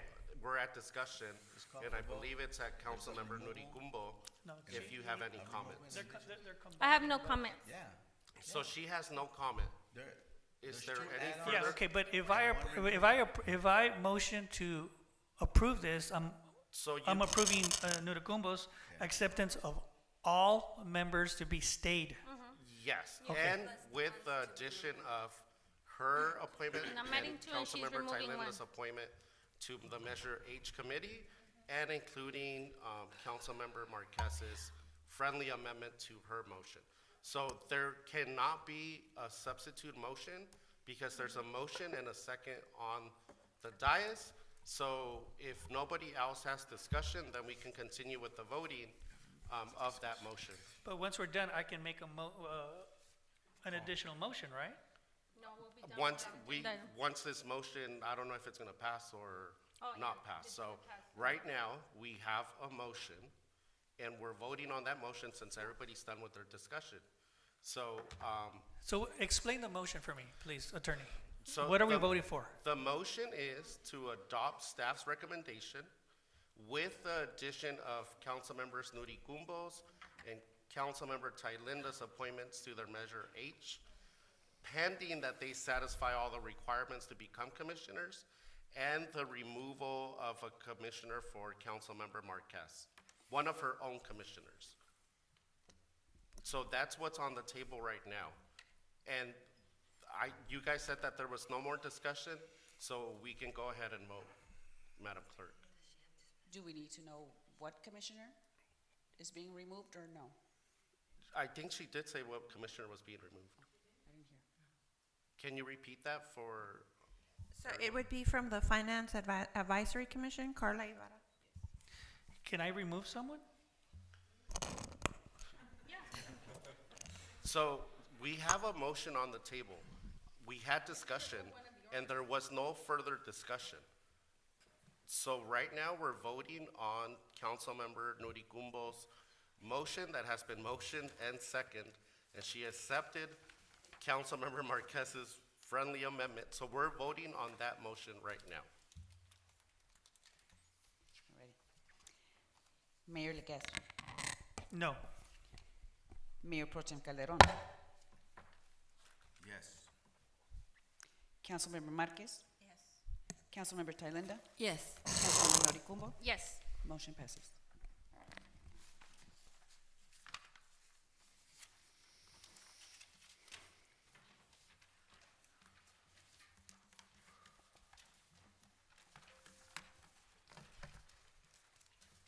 So in other words, all the commissioners are at play, minus the removal of one, correct? No, what just passed is that all our commissioners remain the same.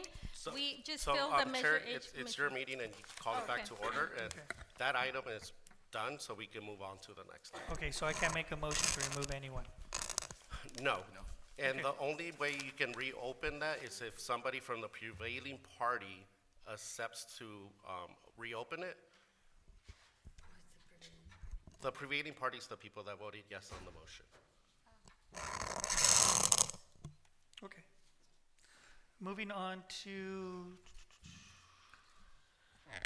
the approval and authorize city manager to sign a revised loan repayment modification agreement between the city of Calexico and Dianza Hotel Limited Partnership and other necessary documents and negotiate modification to document.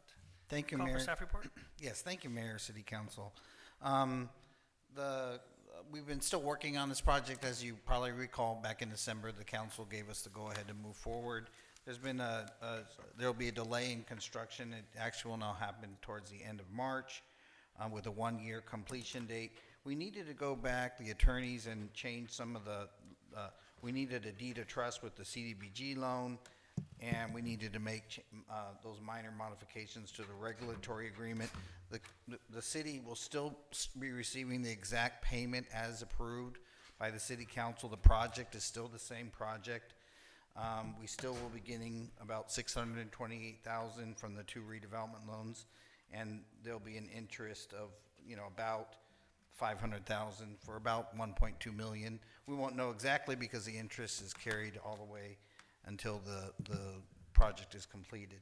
So just some minor legal changes. It's still exactly the same deal, same project. And with this, now finally, the Chelsea can close on the loan that they secured from the state to do the very badly needed rehabilitation to the building and extend the life and better the quality of life for the residents there. I happened to go see the project after this was approved, and it's definitely needed. So this is a good thing that Chelsea was able to secure this financing from the state. That concludes my report. Call for public comments. Okay. Council discussion. Mayor Pro Tem Lencho Calderon. Yes. City Manager, I just have a question. Our attorneys are on this negotiation and so forth, correct? Yes, sir. So we're getting paid every cent that... Yes. No changes to the finances. So how many loans are we paying here? There are 3 loans, 1 CDBG and 2 redevelopment. The 2 redevelopment will be repaid as approved previously. That's all the questions I have. Okay. Public comments? No? Okay. Councilmember Adriana Marcus. So it is my understanding that Chelsea secured $15 million for this project. Is that correct? I believe that's right. It's about $15 million. And Chelsea has a lot of money, and we kind of had to fight to get paid back for what we were owed. I am concerned that we are going with a 55-year term instead of a 30. Why that difference? That's what the council approved before we agreed with Chelsea to get repayment of the 2 redevelopment loans, and then the CDBG loan was going to be continued. So that was the prior agreement and direction from the city council. I don't remember the 55 years. I would have known. You mean the council years ago? No, this was in December. They're saying that we did. I don't remember that. Yeah, 55 sticks out pretty. Yeah, no. Yeah. So that's my only thing. They're able to secure $15 million to rehab, but on top of that, we have to wait 55 years. Is it really needed? The subordination agreement,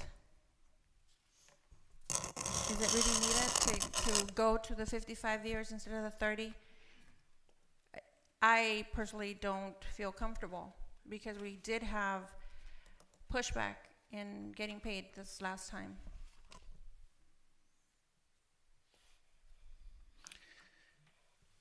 Yes, Councilmember, that's what we agreed to last time, is that the CDBG loan would be subordinated and not paid, so.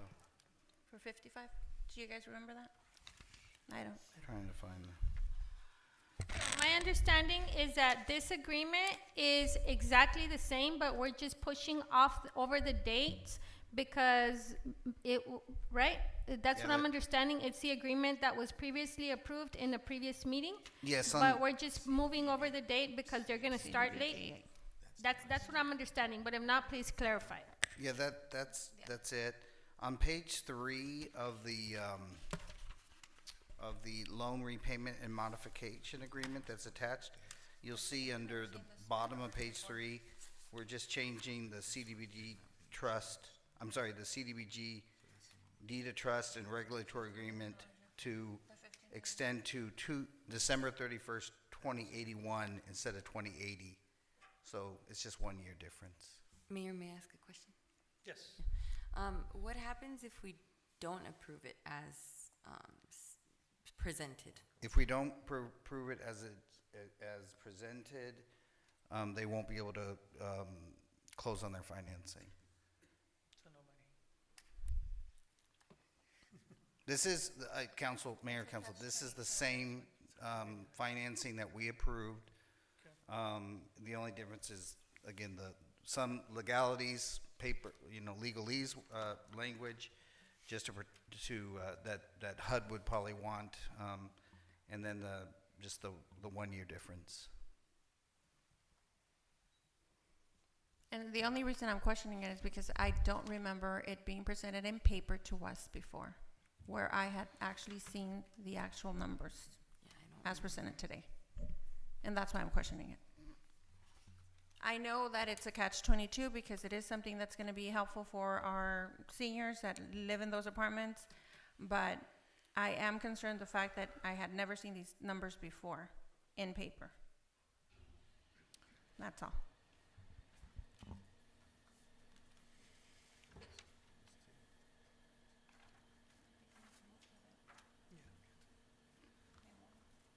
Okay. So do we have any, council member, Lisa Talenda? I mean, I asked my question. No, but thank you for asking me again. Is there other options? Because you said an additional year plus 1, right? Yeah, the CDBG loan, I think will all be debt. Will be repaid in 2081. It's a minor change. I would highly recommend we move forward. It's the same financing deal that we approved in December. We really drove a hard bargain and got a good deal on the repayment. But I think at this late stage to put it in jeopardy would not be a good idea. I just recommend we move forward and get the repayment, and they'll be able to start construction at the end of March. Councilmember Nudukumbo? Okay, so just so I have it clear, this is, and only because on the staff report where it says that who you worked the staff agenda with, it doesn't have the city attorney. It just says, who worked on it, you and other people.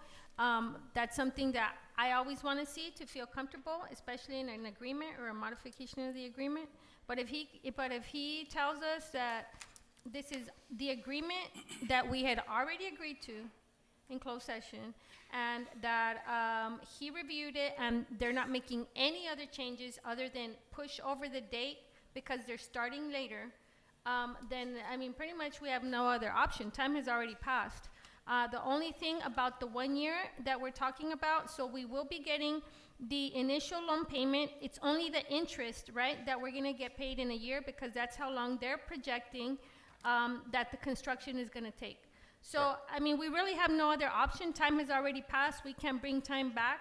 My only concern is that the attorney has reviewed it and can tell me at least that there has been no other change other than to just push the date of what we had already agreed upon. Yeah, also, I believe that we said final inspection, not the final certificate of occupancy of the rehabilitation. We did say certificate of occupancy. No, I want to say it was final inspection because you could get a temporary certificate of occupancy or the rehab could take way longer, so. Okay. But anyway, technicalities. I don't remember, we didn't change that language, so whatever's in here was what was agreed upon before. Let us know if But there's yes, any other to changes answer to the the other question, the city attorney that worked on this was Mr. Seth Merowitz, as he's been working on this project. He did brief our city attorney here. But yeah, he's reviewed this and helped negotiate. Okay, so I guess we just don't take the risk. Right. It's the same It's just project. the movement of the dates. Okay, so I have no other comments. Call for a motion. A motion to approve? I have a second. Second. Okay, roll call, Madam Clerk. Mayor Legaspi, Yes. Mayor Pro Tem Calderon, Yes. Councilmember Marquez, Yes. Councilmember Thalinda, Yes. Councilmember Noricumbo, Yes. motion passes.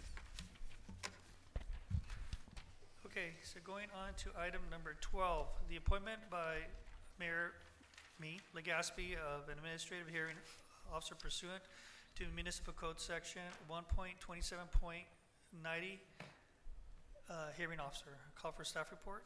Do we need a staff report on this one? No, sir. Okay. Call for public comments? None? Okay. Council discussion. The reason, the change is being made, my prerogative to Mr. Francisco Rosales. Mayor Pro Tem Calderon, comments? I have no comment. Councilmember Lisa, Ms. Thalinda, Councilmember Thalinda, No comment. Councilmember Noricumbo? I think this appointment is at your sole discretion, no? Yes. Yeah, so whoever you pick. Okay, all right. Going on to, well, going on to informational item. Wait, since it was on the discussion item, can we just have a vote? We have, A motion to approve. have a second? Second. Okay. Motion to approve by Councilmember Noricumbo, second by Mayor Pro Tem Calderon. Madam Clerk, roll call, please. Mayor Legaspi, Yes. Mayor Pro Tem Calderon, Yes. Councilmember Marquez, Yes. Councilmember Thalinda, Yes. Councilmember Noricumbo, Yes. motion passes. Okay. Going on to informational items, status of item number 14, status of monitoring findings from California Department of Housing and Community Development, CDHCD for the Community Development Block Grant, CDBG and Home Investment Partnership Act Home Programs. On that one, I acknowledge receipt. Informational update related to, this is number 15, number 1, City Parks Improvement, Retention Basin Improvement, Water Treatment Plant, Clarifier A and B, Encampment Cleanups, Cal OES Storm Reimbursement, Funding Updates for Parks, Restrooms, and Concessions, Security Camera Installation Projects for Parks and Truck Routes, Veterans Plaque. I know that there was a small staff report that was going to come out of this. Mr. Mayor and City Council, I have a suggestion for this item. Due to the lateness of the hour Okay. and the fact that this is basically like bragging rights, these are all good things that we're talking about mostly. We were going to give a brief presentation verbally of these items, but we also have a lot of wonderful photos to show. Public is pretty tired as well, and there's not a lot of people here. I would recommend we table this item at the next meeting. We'll combine our verbal with the beautiful photos we have of this progress and give a really nice, clean report on these items. Nothing here is time sensitive, it's just informational, and I think we do it justice rather than here just really brief verbal reports. That's my recommendation. I agree. Okay, So it's 14 and 15? then that's number 15. Well, I'll motion to table this. I second. Did we need a motion? Yeah, it's a change to the. Okay. Madam Roll Call? Mayor Legaspi, Yes. Mayor Pro Tem Calderon, Yes. Councilmember Marquez, Yes. Councilmember Thalinda, Yes. Councilmember Noricumbo, Yes. motion passes. Moving on to future agenda items, Mayor Pro Tem Lencho Calderon. Well, I'll be here quick. I do have a couple of comments, and also, we talked about our cannabis industry, how we were gonna have accountability and oversight on this industry, and we never got anything back. So I'd like to see if we can get some follow-up and tell us how we're, well, holding people accountable. That's one. And the second thing is that we have our community center that has no automatic doors, either in the front or in the rear of the community center. I'd like to see if we can get someone to look at these doors, because it's sad when you have senior citizens and walkers just waiting for someone to open the doors for them, or if they're in a wheelchair. And this has been going on for many years. So I'd like to see if we can make this a priority, because we're not in compliance with ADA. And that's all I have. Okay. Councilmember Adriana Marquez, future agenda items? So I just wanted to continue with the information in regards to the Rodriguez Park and the reallocation of the funds from Nosotros to Rodriguez so that we can finish that. I believe that's the only Babe Ruth park that we have, and a lot of the girls play softball there as well, and it's really important for us to provide that space to the young ladies. That's all for me. Thank you. Thank you. Councilmember Talenda? Yeah, I would like to, on the next agenda, remove my library commissioner and reappoint a library commissioner, and also a CFD commissioner for the next agenda. And, oh, what the heck, I was thinking. Can I circle back, because you got me in the middle of a thought. Okay. So that for right now, but we'll leave it right there. We'll go back. What did you want to reallocate funds to? Rodriguez from where? Well, I believe it was last year, we talked about finishing at least one of the parks to full completion. I know that Rodriguez was still missing the ADA walkway. I know that some of the restrooms were still not complete as of last season. So we want to make sure that we go back and verify. Move it from where? So last year there was, I believe they were relocated from Nosotros Park, whatever was left over there, and they were moved to Rodriguez so that we could, so they could be able to finish up whatever was there. I think it was $78,000 that we still had there. Well, I asked because I don't know if you wanted to, or if I can piggyback off of your request, because I know there were also funds allocated to the Friendship Park, and that park is going to be out of use for at least like 3 or 4 years.